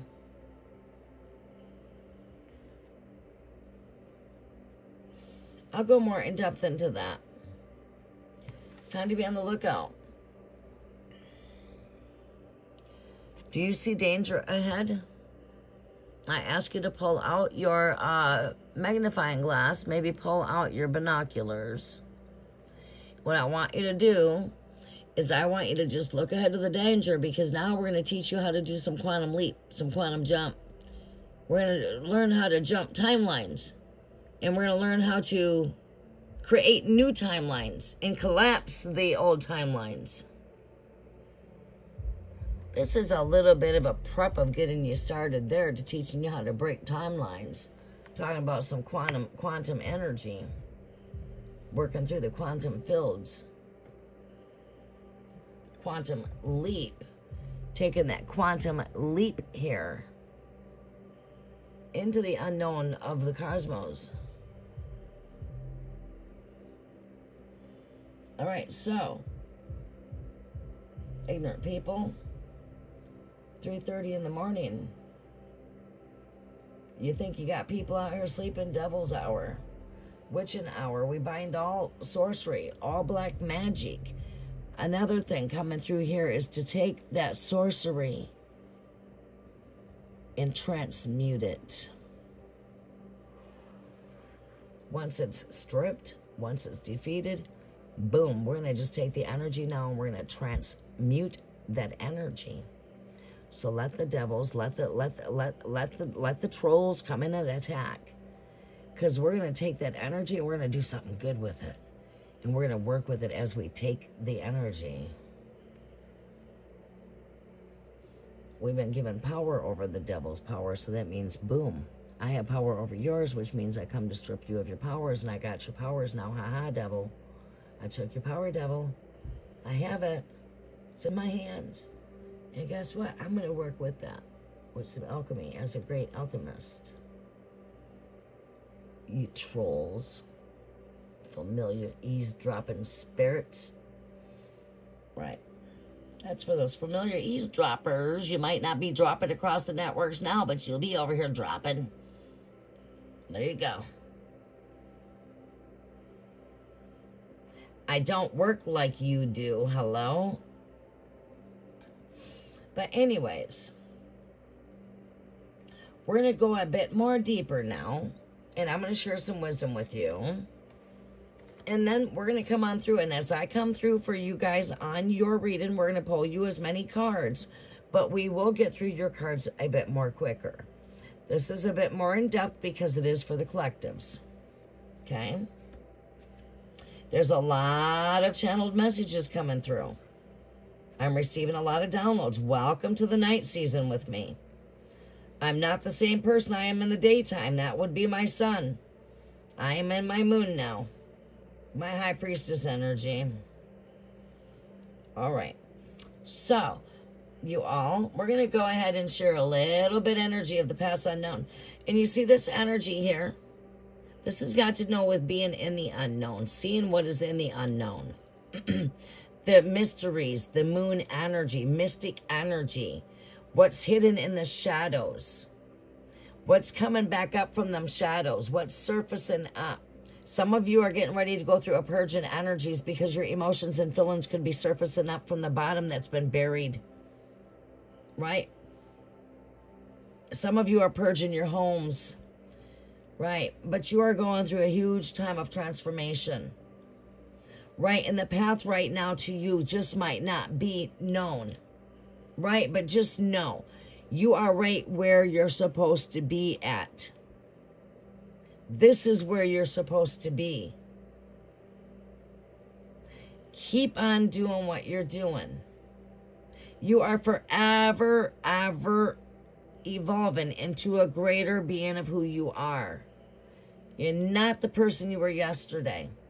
You are not who you were a year ago, or even 5 years ago, or 10 years ago. You are forever evolving. Every day you rise up is a grand horizon. You are being made new by the day. Each day you rise up, it's a new day. It is a new idea. Do not get stuck in the old ways. You're being called to be that fool. You're being called to take a journey. You're being called to come out of the comfort zone. You're being called to come in and take a leap into the shadows. A leap into the unknown. Some of you are being called to get rid of the shadow work and do some shadow work. Work on yourself. Keep on working on you. Keep on working on being the best version that you are being called to be. This is the path that you are on. You are on the path of walking into the ever spares of greater light here. Greater awakening. You are walking into the path of light. Even though it may seem like it's an unknown pathway, you don't know where it's going to take you. But you're being called to step into the unknown.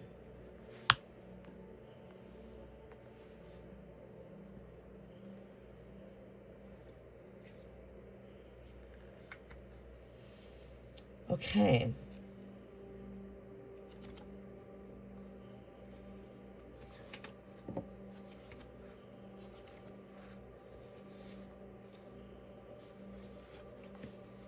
In this area, there's a woodland of animals that gather around a woman who stands in a small clearing in the forest. The fork before her breaks into 3 separate pathways. The middle pathway is clear, staying in the center. It's bright. The left is much darker with more trees and growth. And the right is dappled with sunlight, with a few shadows falling here and there and across it. This card reveals that you've been traveling on a path that's unknown to you. And it shows you the way to the expected outcomes. But there are 2 other paths that aren't as clear. Remember, if you stay with only the known and seemingly safe, you won't catch the unseen opportunities that can come your way. Some options may be unexpected and perhaps a little risky. Don't be so attached to your agenda that you miss them. Happily, during this phase, you can investigate unknown paths and make the decisions that lie before you with confidence. You are flexible and brave enough to step into the shadows and stay alert. Extraordinary opportunities abound in the least expected places.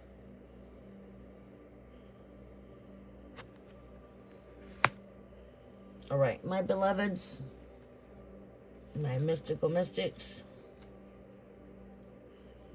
All right, so we're going to take you over to the energy of the 3 of Keys. When I can find where they're at located in here. There we go.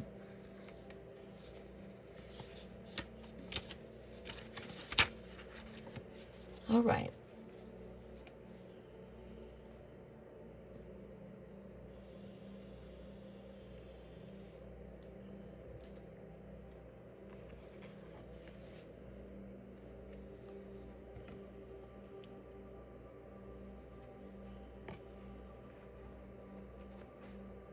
There you go. A game is in play upon the chessboard. Some of the pieces are sidelined, while the bronze queen lies on her side on the playing field. Bring it in for a little bit more closer for you.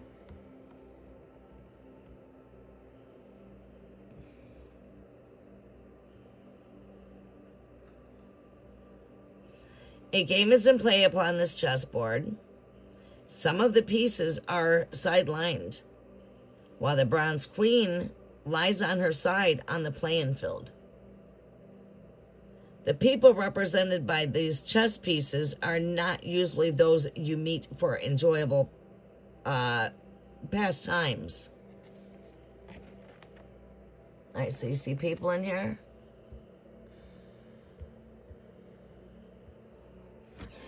All right, so let's go ahead. Again, the people represented by these chess pieces are not usually those that you meet for enjoyable pastimes. This is a card of political and social conflict. She's got to do it conflict. It's got to, and that's with this energy here, with the Chariot. These come together, by the way. And this energy's got to do with the conflicting energy of opposing forces, of polar opposites. As does this energy too. So they definitely do connect. We're going to be speaking a bit about this as we wrap up towards the end on the polar opposites of where we're at on a connecting through a blah, blah, blah, conscience level. Okay? But anywho, this card is a political and social conflict. You may be in store for difficult interactions in group settings. Conflict, right? Such as boards of directors, corporate hierarchies, management disruptions, conflicted family situations, through sides that seem to be clearly divided. Many of the people involved are really out for themselves. Deceit is present, and you may not be at all certain about everyone's motives or strategies. It's time for you to take an emotional or even an actual step back. The more you get involved and stronger you hold your position, the more heated the situation may become. No matter how challenging, try to maintain an inner peace. Don't participate in any battles or allegiances. Don't let yourself be deceived either. Look at every coolly and unemotionally. The people around you are serving their own agendas. Try to detach, be objective, and treat everyone involved from a deeper source of wisdom without being misled. There may come a time for you to leave a distance yourself from the situation because of circumstances. It may not be here yet. For now, let yourself be known an observer and watch. So, this is, opposing forces opposing you. Okay, and when I speak like that, all right, so, okay, I've got people opposing me telling me Jesus Christ is evil. So this has got to do with religion. Not so much politics, but religion. And I'm not to get into the battle of who's right or who's wrong. Just squash it and just keep on going. Don't engage. You got a lot going on with the two polar opposites of good versus evil here. Right? My truth is my truth and your truth is not the truth, or vice versa. And like I said, many of these people they're just playing at this game of chess, which is they've got an agenda, and their agenda is all about self.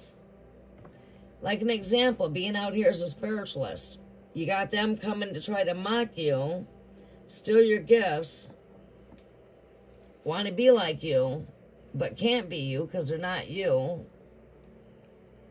They're on forms of an attack. But so, what do? We keep on shining our light. We keep on sharing our truth. We keep on moving. We just squash it and keep on going.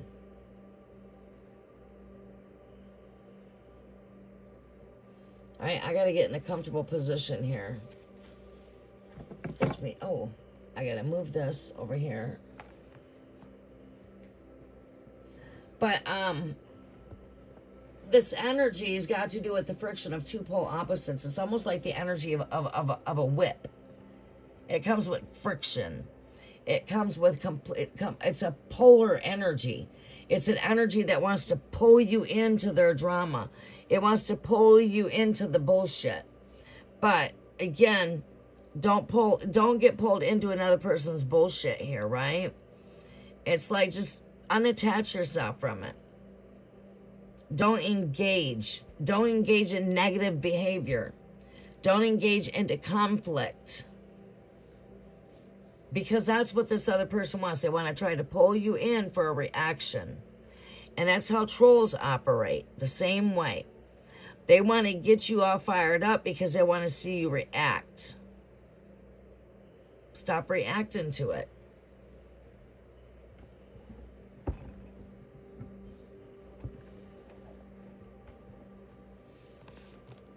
All right, I'm going to wrap up here for the collectors because I do think that this was a pretty in-depth reading. Because there's some more I want to share. I'm going to pull out some confirmations, but we're going to go through the confirmations quickly. On my confirmation deck, we're going to move through that faster. The story's already here. The confirmations should only confirm what's already there.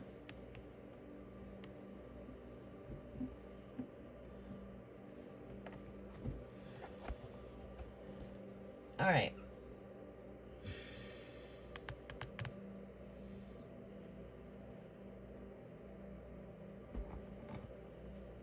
I gotta get myself comfortable here. All right, there we go. It's a little better.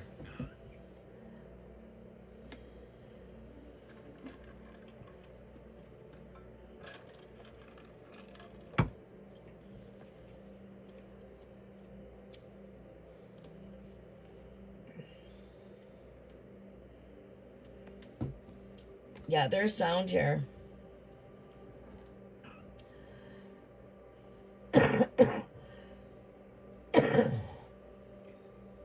Okay. The polar opposites, this is what I'm speaking of when we're looking at the chariot energy of the two polar opposites, because this is what pulls us through the cosmic cosmos, right? So it's like some of us are here navigating through some turbulence here, okay? And when we're speaking the polar opposites, we're speaking it for what it is. We'll go more deeper into that energy as I speak about why we are operating with the Thursday's energy and why we're working with the energy of, well, Ansu's. Ansu's has got to do it. It's very magical energy to work with. I'm not going to go too much down the rabbit hole there because we're going to get through the rest of the cards here. Okay. As I sit down and hold on to my crystal, I love working with this one here to meditate with. It's my Danubite. It's a good stone for astral travel, and this is telepathic communications, where I'm telepathically in communications with you through higher self consciousness. For the greater good for all of us here, you and I both, not just for self. And that's what we see here. We got a lot of people that are just out for their own selfish gain, out for their own selfishness, right? They don't give a shit about you. They just give a fuck about what they can get, right? Whatever it is that they're after. Okay, so where's my, here it is. Going on, we've got the energy of the muse. The energy of the muse, that's 15. Oh, I just passed it. Oh, I just passed it. One more card.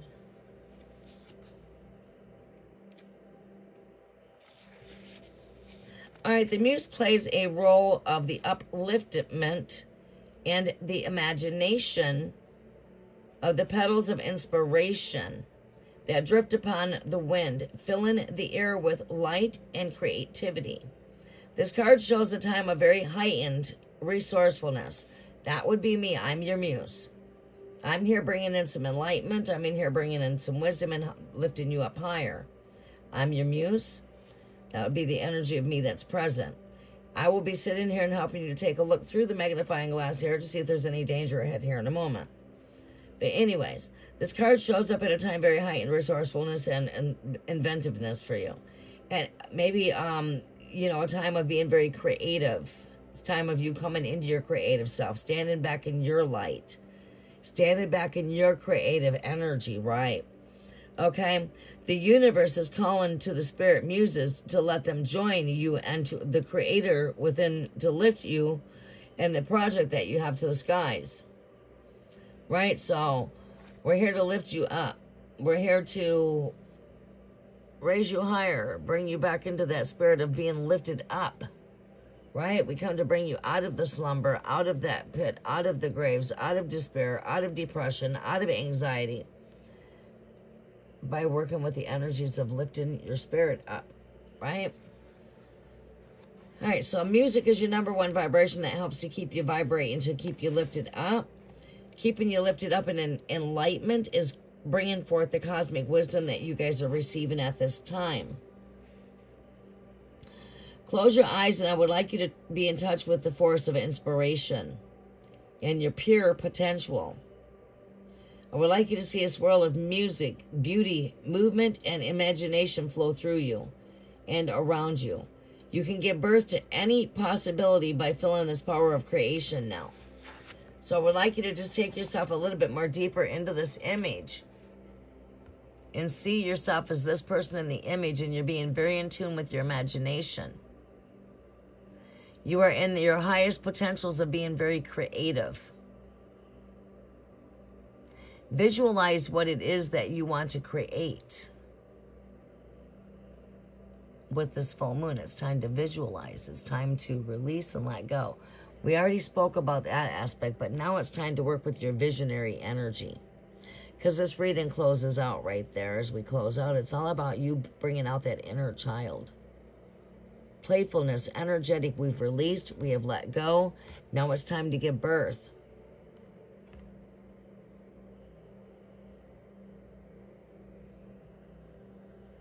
Use your imagination and take a moment just to visualize.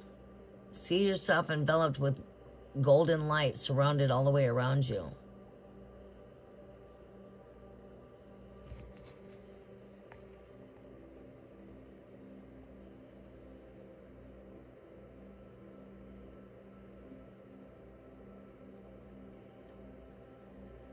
Awesome.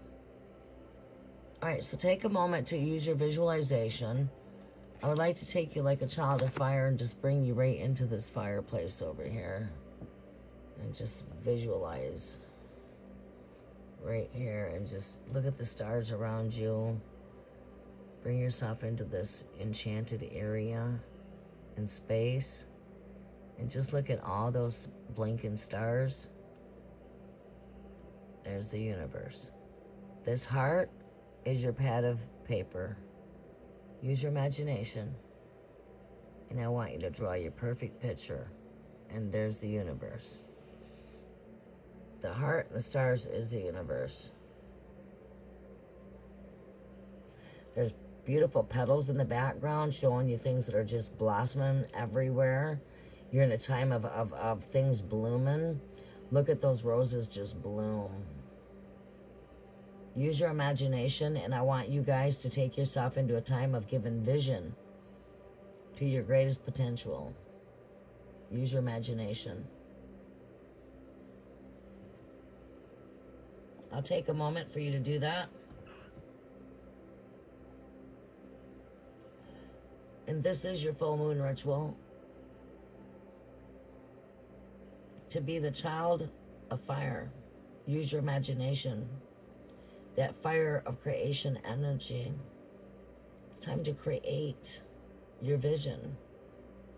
Now, the heart is your pad of paper. Go ahead and start drawing the vision that you see for yourself, and you got all of the tools you need upstairs. Just go upstairs and turn on the attic, your light bulb. Let's bring it down a little bit more lower.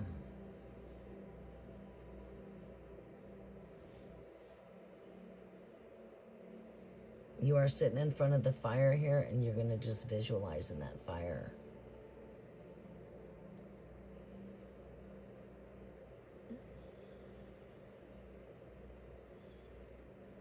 I want you to take out your magnifying glass now. And we're going to go ahead and do some quantum leap. I would like you to take out your magnifying glass or your telescope. Now I want you to take a look through that telescope and look into the future. Do you see any kind of trouble coming your way at all? Any disruption that is preventing you from bringing that vision into reality? Is there anything that's on your path, in your journey? Let's turn this light on. We're going to have to move logs out of the way. Let's get this stuff moved out of the way, and let's clear the pathway here. The angels are going before you, and they're going to make the pathway clear now. Use your imagination. You got a great big tree standing in your walkway here. Is there anything along this pathway right here? This pathway. Is there anything in that pathway right here? Right here. Is there anything blocking the pathway? Yeah. Well, let's see if there's any logs in the way here so we can get the logs out of the way. So I want to ask you right now, while you're visualizing, we're going to come back and bring light here in a moment. While you are visualizing and you're drawing that perfect vision that you see for your highest potential, Whatever it may be, are you dealing with something that you want to see resolved? Is there something that you want resolved here, and you can take a look into the telescope and look at, how to resolve that? Well, okay. I want you to sit there and visualize and use your imagination and what it takes to bring you to your greatest and highest potential.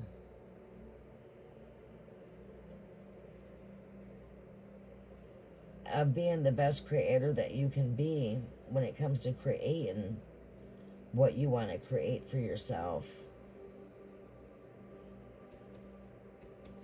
That's that fire child playing with fire, being creative, creating your heart's passions. Now, I'm going to give you a moment here, and I want you to draw what it is that you want. Some of you, it might be you're trying to get rid of the conflict. You're trying to resolve some things that's taken place in your life. And I need you to take out your telescope. And I need you to take a look at what you see coming ahead when it comes to any type of chaos, disruption, any kind of turbulence that could be coming your way. That could be from an opposing opposite force, operating through not their own greatest good, but you know what I'm saying? The opposing, that polar opposite there. I want you to take a look in the telescope, and I want you to see a way that you have already resolved that. Because we can already see it coming. Now can we stop it? Yes, let's go ahead and bind it up from happening. I see that trouble coming my way, I bind it. Bind it. Say it, I bind that up to the heavens. And then what I want you to do is I want you to visualize a great outcome for yourself. Some of you could be dealing with court shit, who knows? Some of you guys could be dealing with a breakup, who knows? Some of you guys could be dealing with a really karmic person you're breaking free from, who knows? Some of you guys could be dealing with just your mindset needing to be made new. But whatever it is that you're dealing with, when it comes to any kind of disruption, turbulence, polar opposite kind of energy, I'm right, you're wrong, good versus evil. I want you to take a look through the telescope and see that situation is already being resolved. Visualize the outcome that you want to see. Trying to get that job, having a little bit of a disruption there. Visualize the outcome.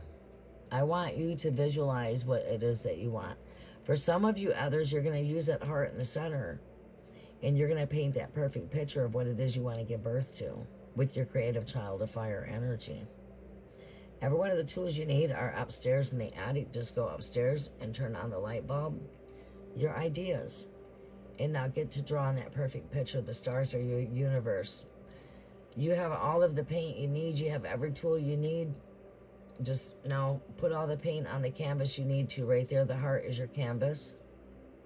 The stars is your universe. Now, let your thinking cap do the working. Work with your ideas and work with your creative mind. Now go ahead, start sowing them seeds of creation. Your thoughts, your ideas, your visions. Now, the ritual of vision begins now.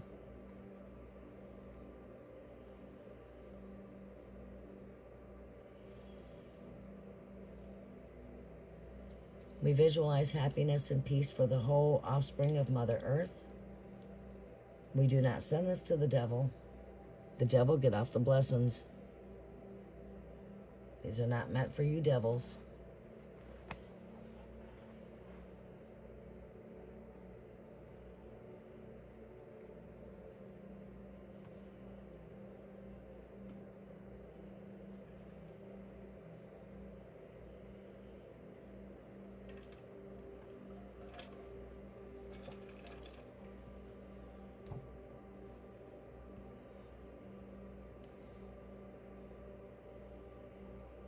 Now, I want you to visualize that that is already coming into the physical world, and it is already in your present world, and it is already here.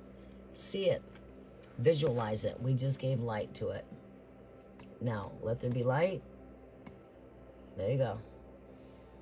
All right, so you have completed your process, almost. Now, what I need you to do is I need all of you to take out your telescope. We're going to go into some quantum leaping of jumping some timelines here. We're going to look ahead into the future here. And you're going to look into your own future, and I'm not going to look into it for you. All right. I want you to pull out your spiritual telescope. You see the man looking ahead for danger? The ship is on fire. It's time to be on the lookout. Use your imagination. You are that child of fire. Child of creation. Oh, shit. No. First of all, pull out your telescope. Do you see anything that is blocking your pathway? I want you to visualize. How can you remove the obstacles? Now, I'm going to take you to a moment of thought. Sit back and take a breath and breathe and visualize. How are you going to remove the obstacles? Take a moment to use your thought, imagination, and put the vision to it. See it. Now,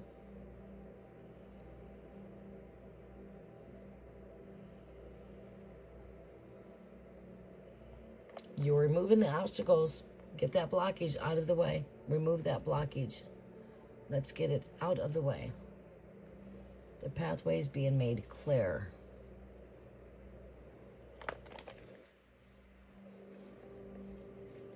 Remove the obstacles. Remove anything blocking you or preventing you from being the greatest creator you could be, to bringing yourself to your highest potential.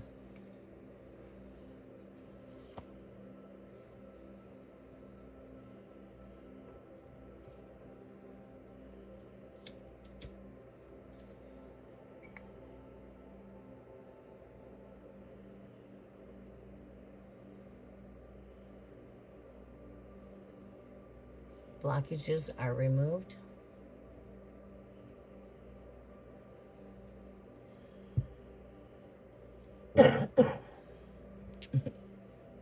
Okay.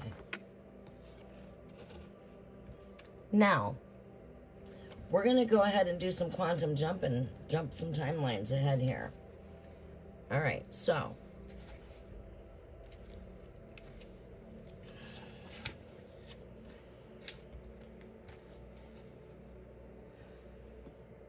a man looks through binoculars from the crow's nest. A great masted ship. A battle is being waged on the deck below him. This card tells you to be on the lookout. There is a challenging situation, perhaps even a battle of sorts, around you. You could experience a sudden fall or loss of your position. But if you are aware, you can make a backup plan that will help you ride through this difficult time a little more easily. This phase may be temporary, but it's important to keep your balance. Your strength will carry you through to a better time to come. So, some of you might be going through some turbulence, seeing some things that are just not good coming ahead. I want you to take out those binoculars, your looking glass, your magnifying glass, whatever it to be. Just go ahead and look ahead. And I want you to see that that situation's already turning around. So close your eyes and take a deep breath.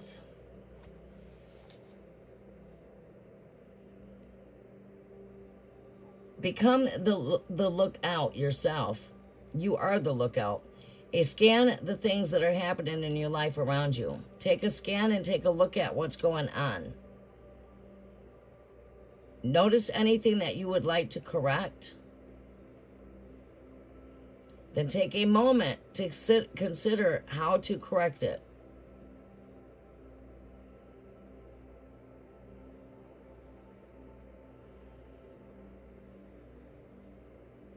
All right, again, I would like you to close your eyes and take a deep breath. Become the lookout. Scan the things that are happening in your life. Do you notice anything that you would like to correct? Take this moment to consider how to do so.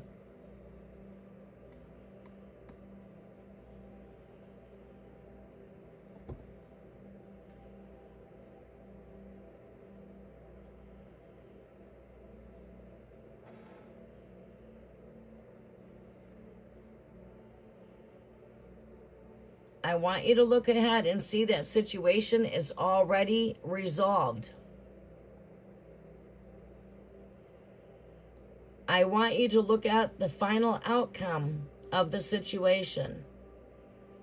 And I want you to see that the final outcome has turned in the greater favor of you and the person or whoever that could be involved.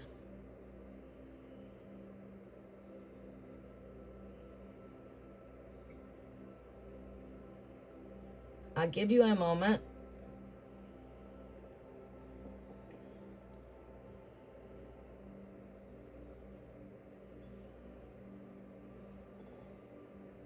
Okay, you have finished your process of jumping timelines and looking ahead into the future to resolve an issue from coming into the future. So by you using your thought and you using your vision, you have just changed the course ahead. So stay on the course and stay focused and stay on the lookout. And if you ever need to come back, to go ahead and use your power of thought to go into that time and visualize what you see and see that whatever it is crumbling down and see the greater that is coming forth and paint that picture that you want to see. The universe is the canvas. That heart is your canvas. Paint the picture. Now, whether you receive this card upright or reversed, there is a card nearby that can help you much better understand the difficulties. The card nearby would be that of the Muse. And that would be of bringing you into the inner child, of bringing you back into the imagination, of bringing you back into your greatest potential and removing any blockages that would prevent you from being the greatest version of yourself you're being called to be, etc., etc. Okay? We have completed that process of your Akashic healing guidance.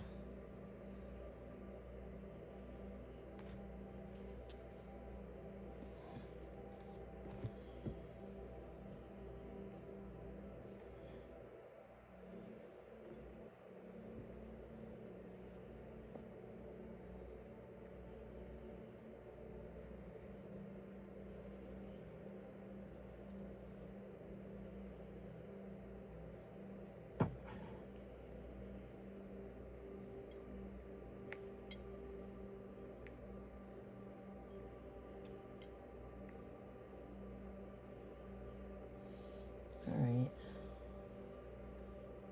Give me 1 second here.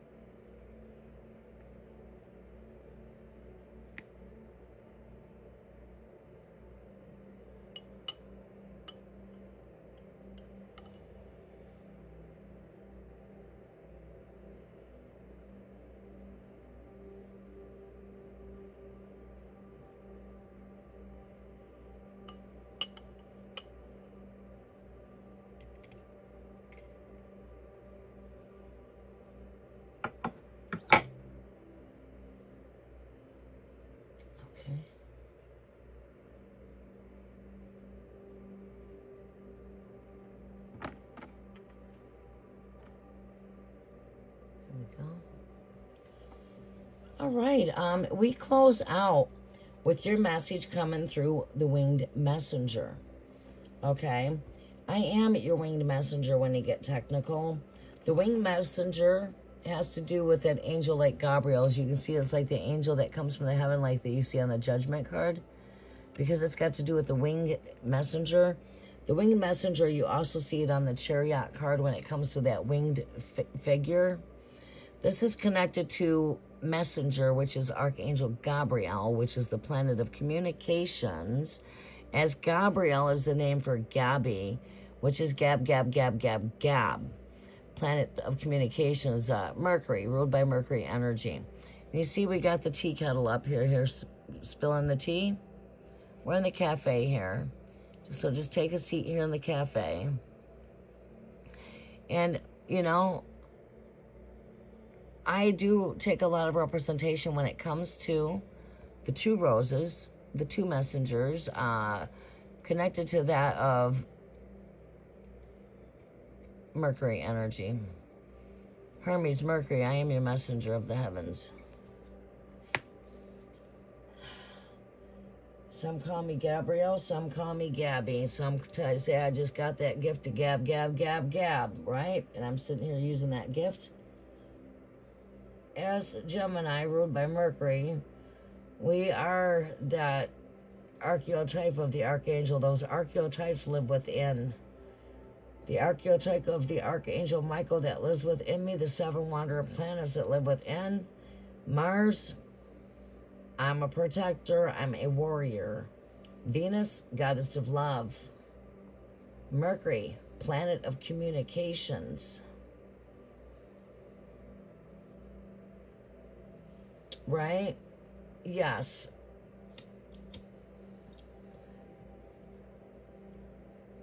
All right, so winged messenger.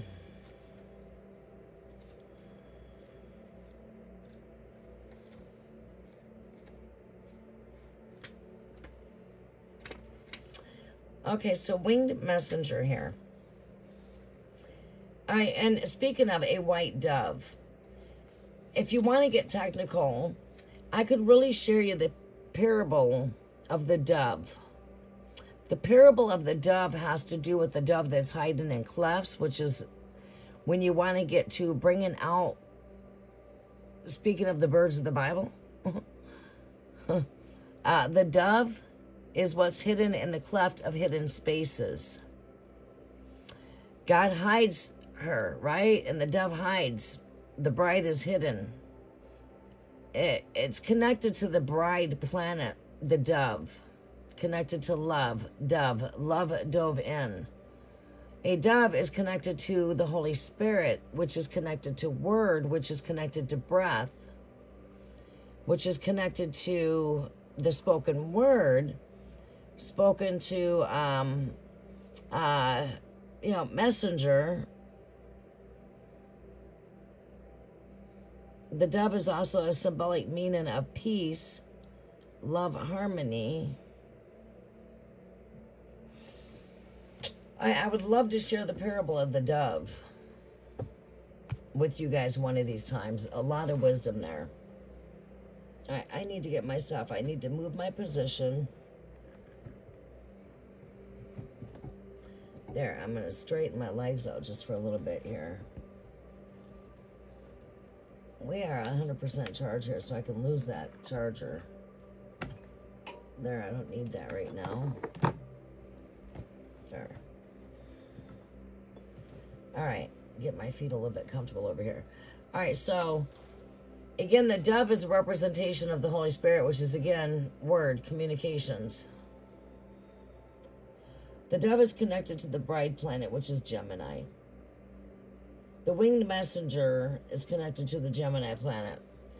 Speaking into a biblical level, it would be connected to the two messengers of Revelations 11, the two pillars, the two witnesses,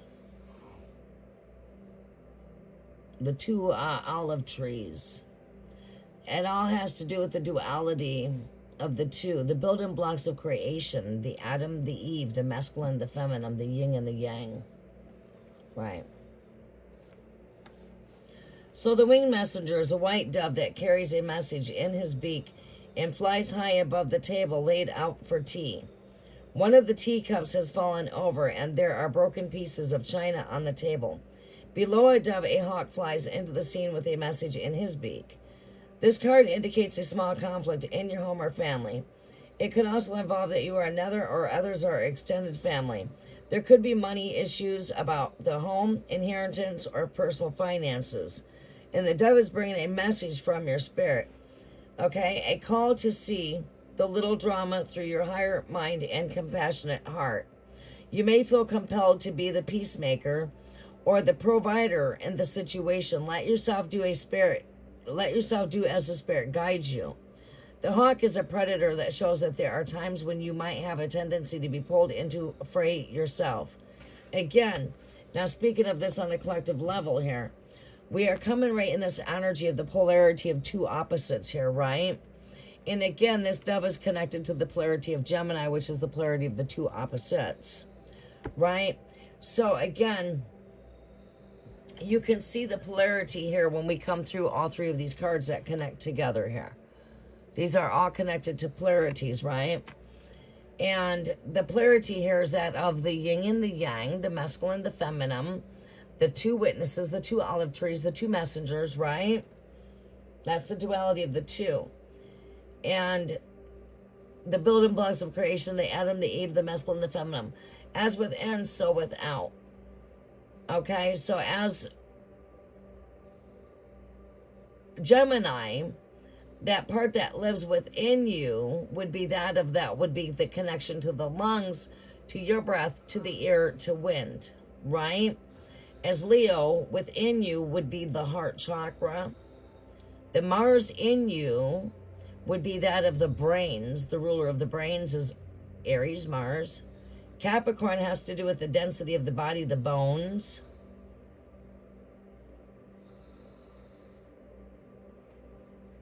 Right? These are the 12 zodiacs that live within. We are all one. You've been also given the gift to chat. Right? You see? You've been given a heart. Leo rules the heart. Right. Okay. Thy kingdom lives within. But, okay, the hawk is a predator that shows that there are times when you might have a tendency to pull into fray yourself.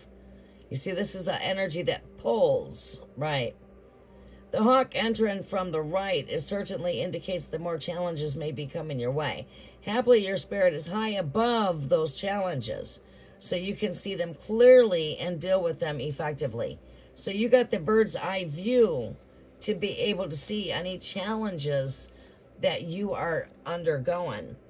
And again, your spirit's telling you to go ahead and take a view and see things in that upside down point of view here, with the hangman energy being your overall energy here. Okay.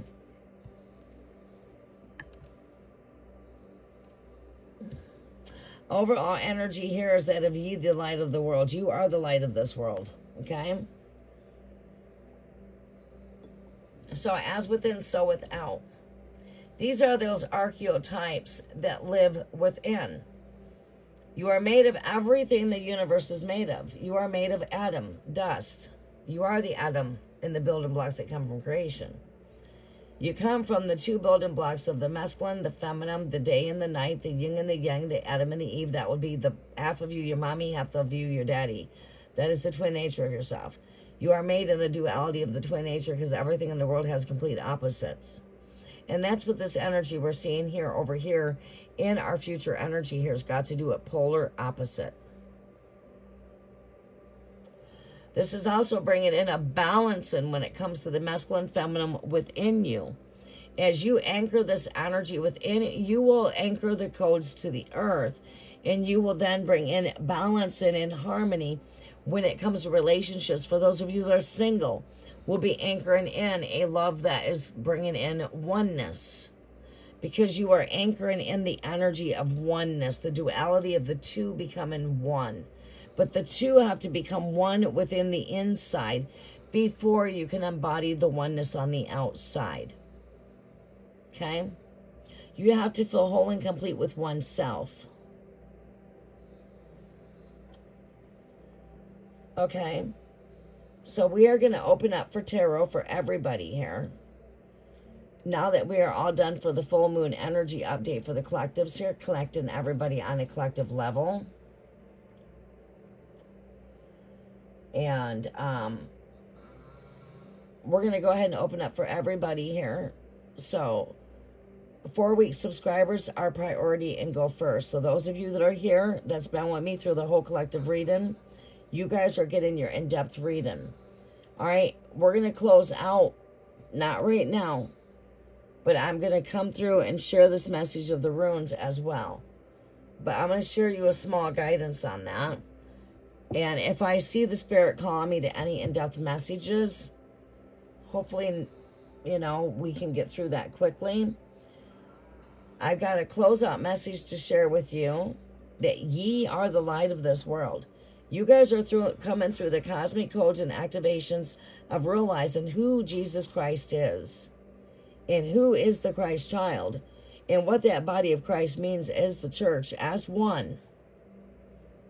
Bringing in the soul gathering of the 144,000, anchoring the codes of ascension to bring you into your higher self of being. And consciousness has got to do with that thoughts, mind, higher way of thinking, coming from a spot of love and compassion. For the when you risen to this high of a level, you actually have love when it comes to those that are lost. You don't condemn them. We don't join into the feed and the bullshit of the lower dense frequency. But however, we rise above it. You are called to be rising and rising and rising each and every day.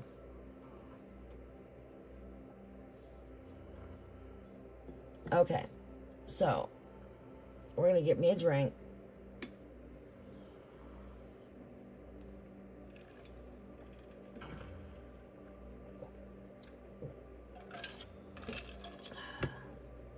That was good.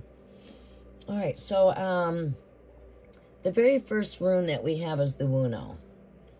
And that's really good energy I have paired here with the runes I'm already working with.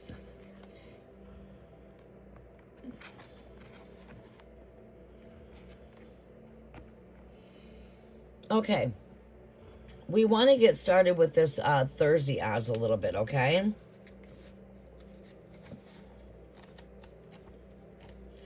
This has got a lot to do with polar opposites, and it stands for protection.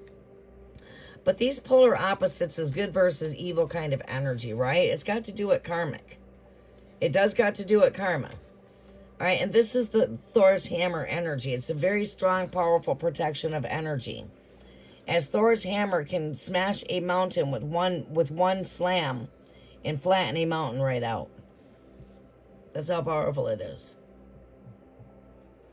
All right, so we're going to speak about the Wuno to begin.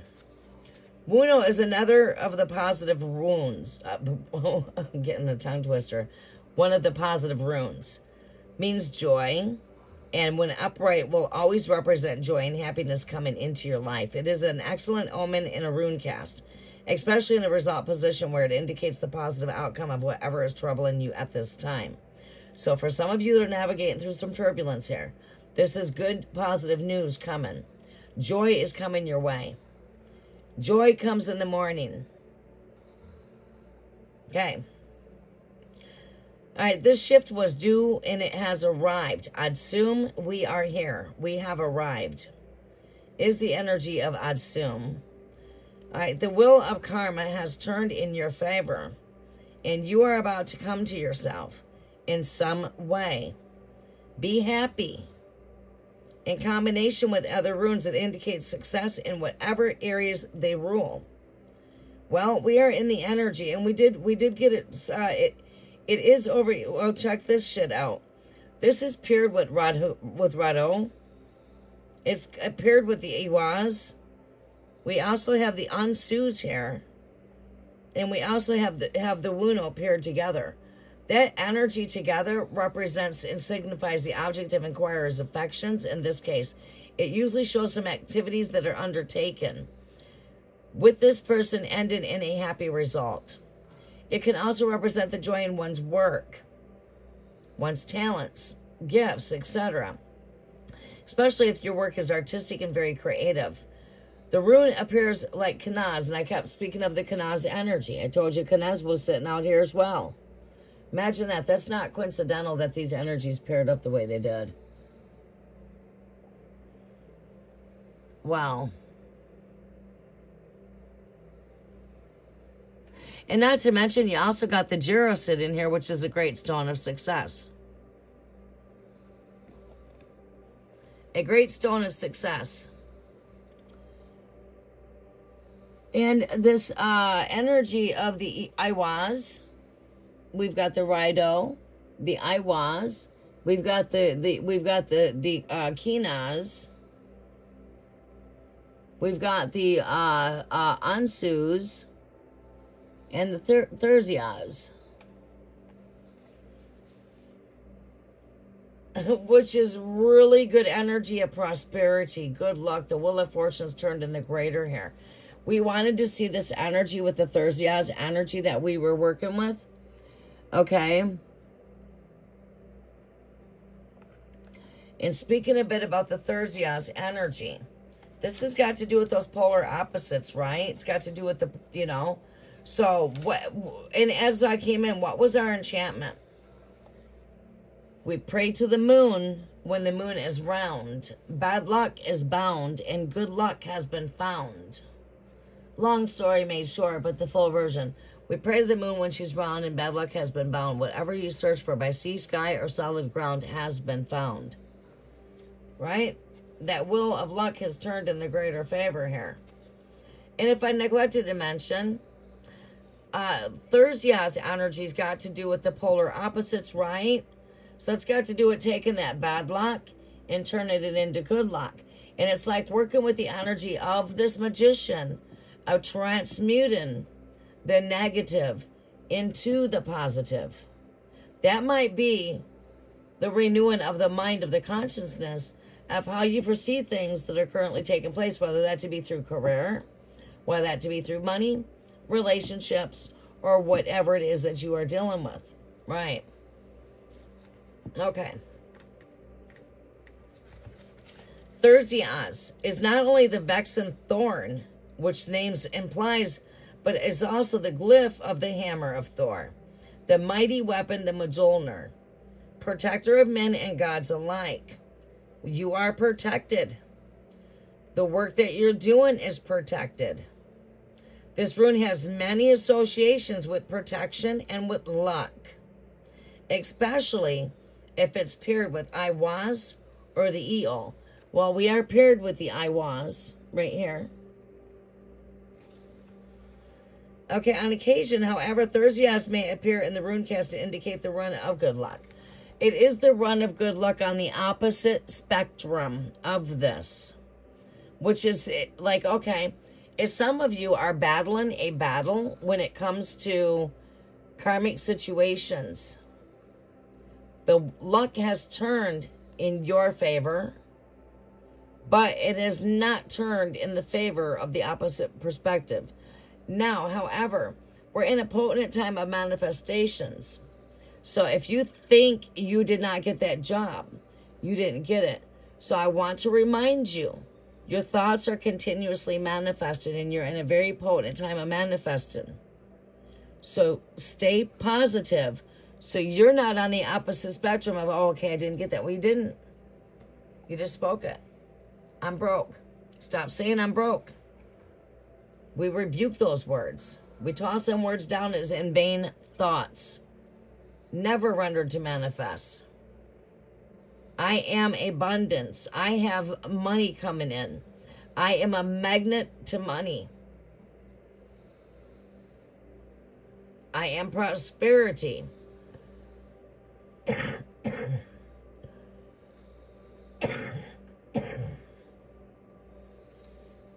Okay?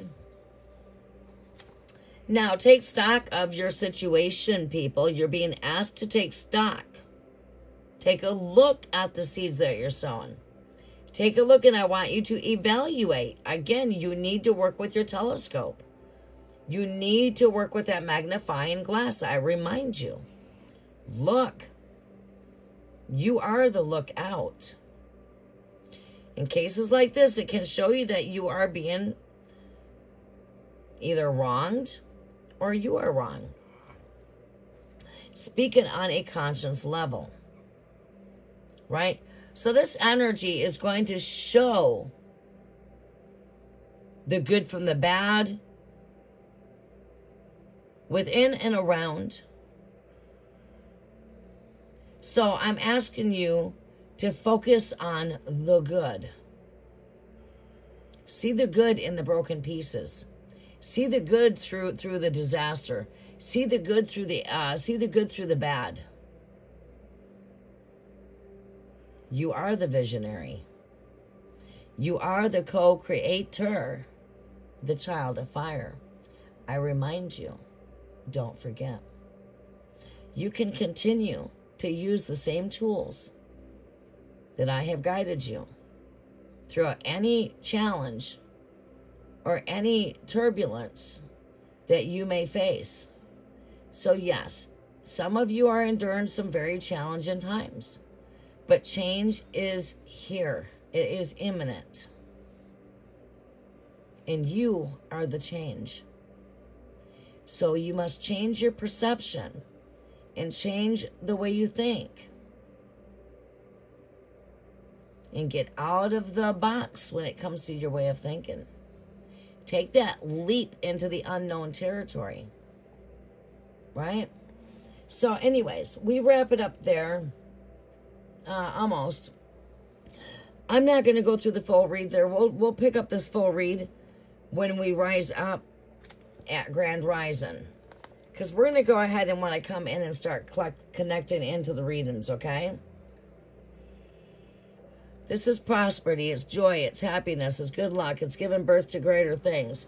Righto is the energy that's connected to the actual chariot. You know, so what I'm saying, everything connects.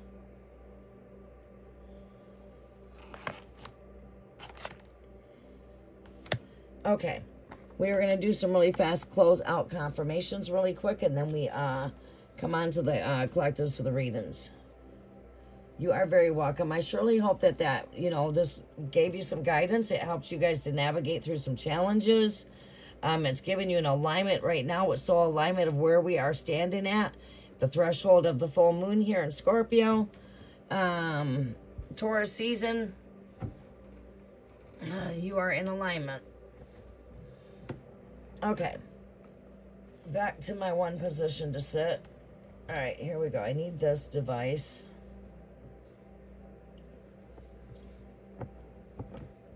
Alright. Are these knuckleheads covered up? Yeah, they are. Check on Junior, make sure he's not going to fall. Can I have some confirmations here for the Fool card and for the Chariot, Great Spirit, as well as the Magician? Give me some confirmations for these energies here, for the collectives here, for the full moon is in Scorpio, for the Fool card, Chariot. Now that's going pretty deep down the rabbit hole there. Look at that. The Chariot confirms the Chariot. See, that's what these key cards are here to confirm. That's confirming. We need a confirmation here for the Fool card and the Magician. Confirmation for the Fool card and Magician. Confirmation for the Fool card and the Magician. Too many cards. Just give me one card here for the Fool card here, Great Spirit. We get that of the King of Cups. Being emotionally grounded.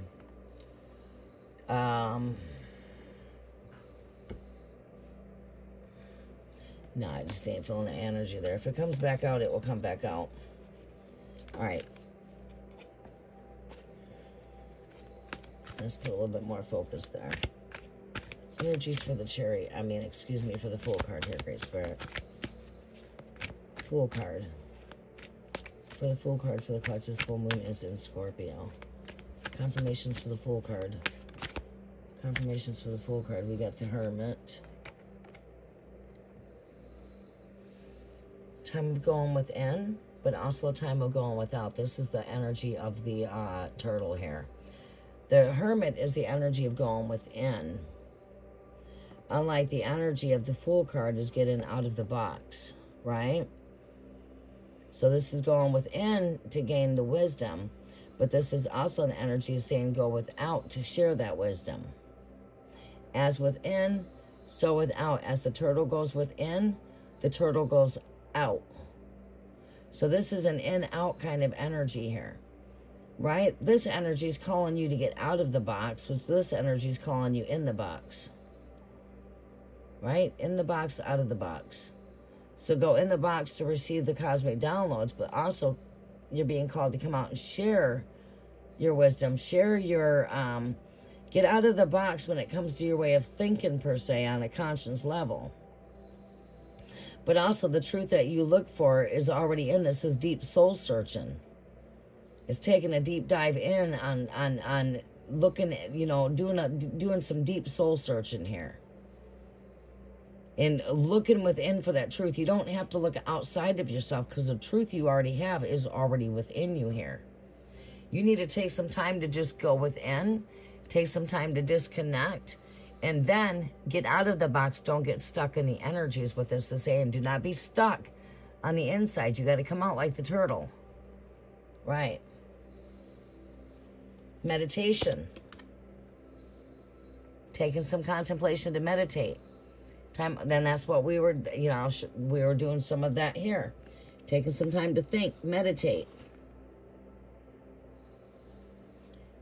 Drawing that perfect vision, painting that perfect picture. Keep on working with those tools, your inner child. Let go of worries, let go of doubt. One last card here, and we're going to close out there. And there it is. We've got the Lion here, strength.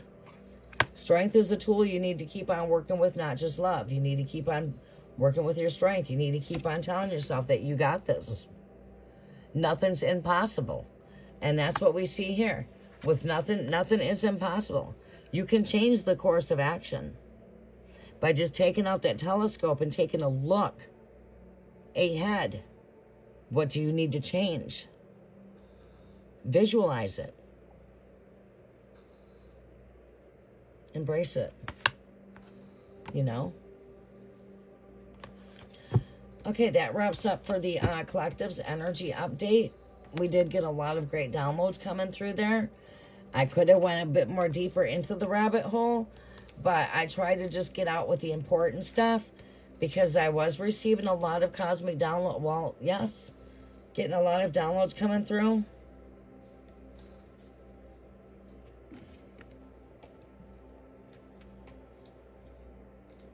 I'm not just that fake tarot reader out there that just gives you the main reason to the card. Oh, yeah, somebody's hiding secrets from you. You need to take that leap of faith. You got movement coming here, travel. You're the magician. You need to work with your tools. No, that's your traditional message. When you're truly psychic, you can go into the energy of what we spoke about this full moon. You're going to get these energies that come up like that. When the Spirit is truly, you're anointed by the Spirit, you're going to see that Colin's anointed. You're going to see we're tapping into the full moon. Boom, first card's the full moon. Right? That's how it works. There's no illusions or delusions. We're right in alignment. The Spirit is keeping you in alignment. The full moon was in what? Scorpio. Scorpio came right out, flew right out of the deck. You see? The Spirit has you right in perfect alignment. Proof is in the shuffle.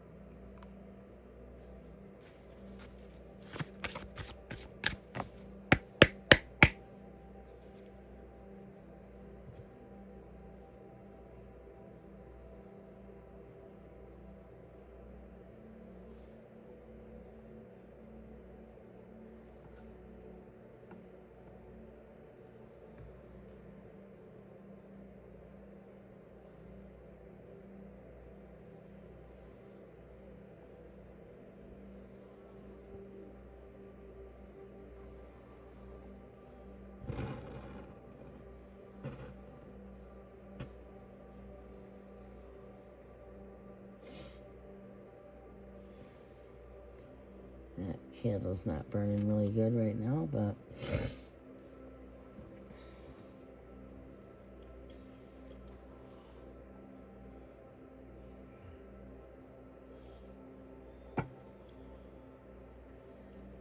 okay, we have here. Okay, you guys go ahead and come in and post your questions.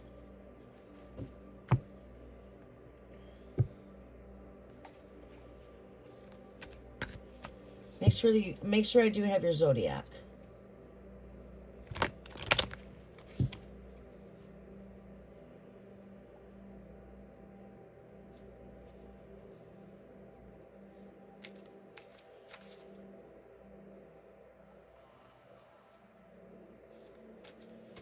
All right, what is your guys' questions? Noha, are you still with me?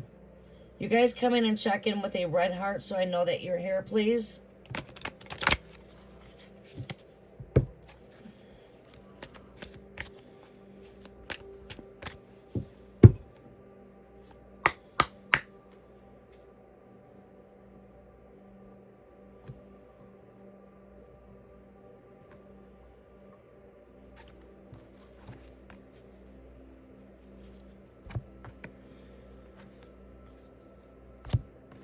Hello, who's with me?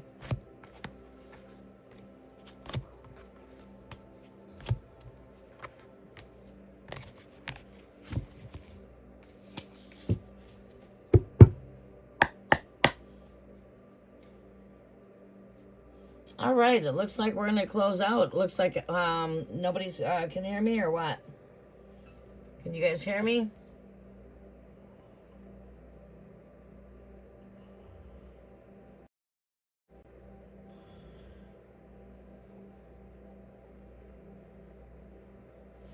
Okay, thank you, Cookie. All right, does anyone have any questions that are here with us of the 4-week subscribers? Oh, snap. Oh, snap.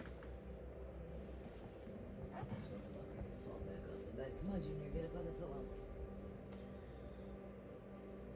Come on. Up on the pillow. There you go. What a Bubba, I just got you, Bubba.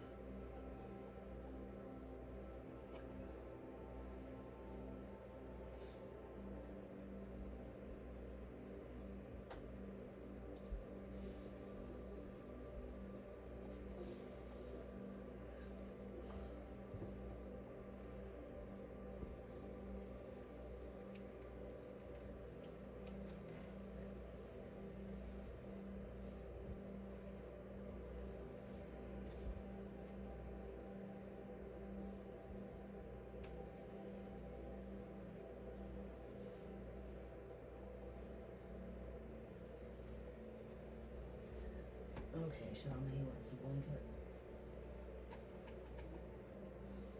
There you go.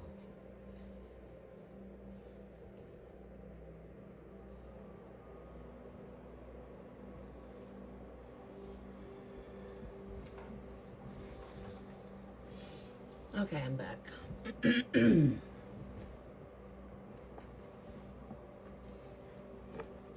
Okay.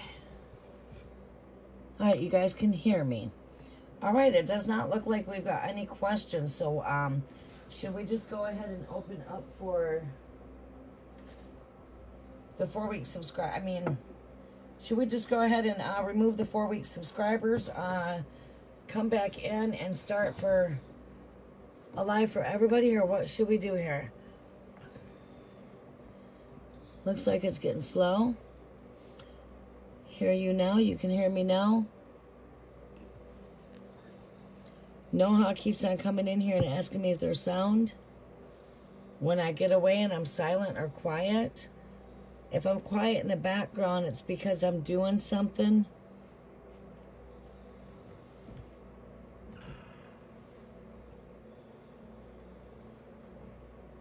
All right, so let's go ahead.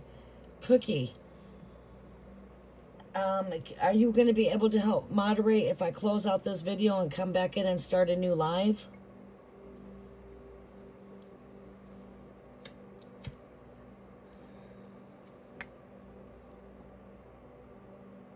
New live.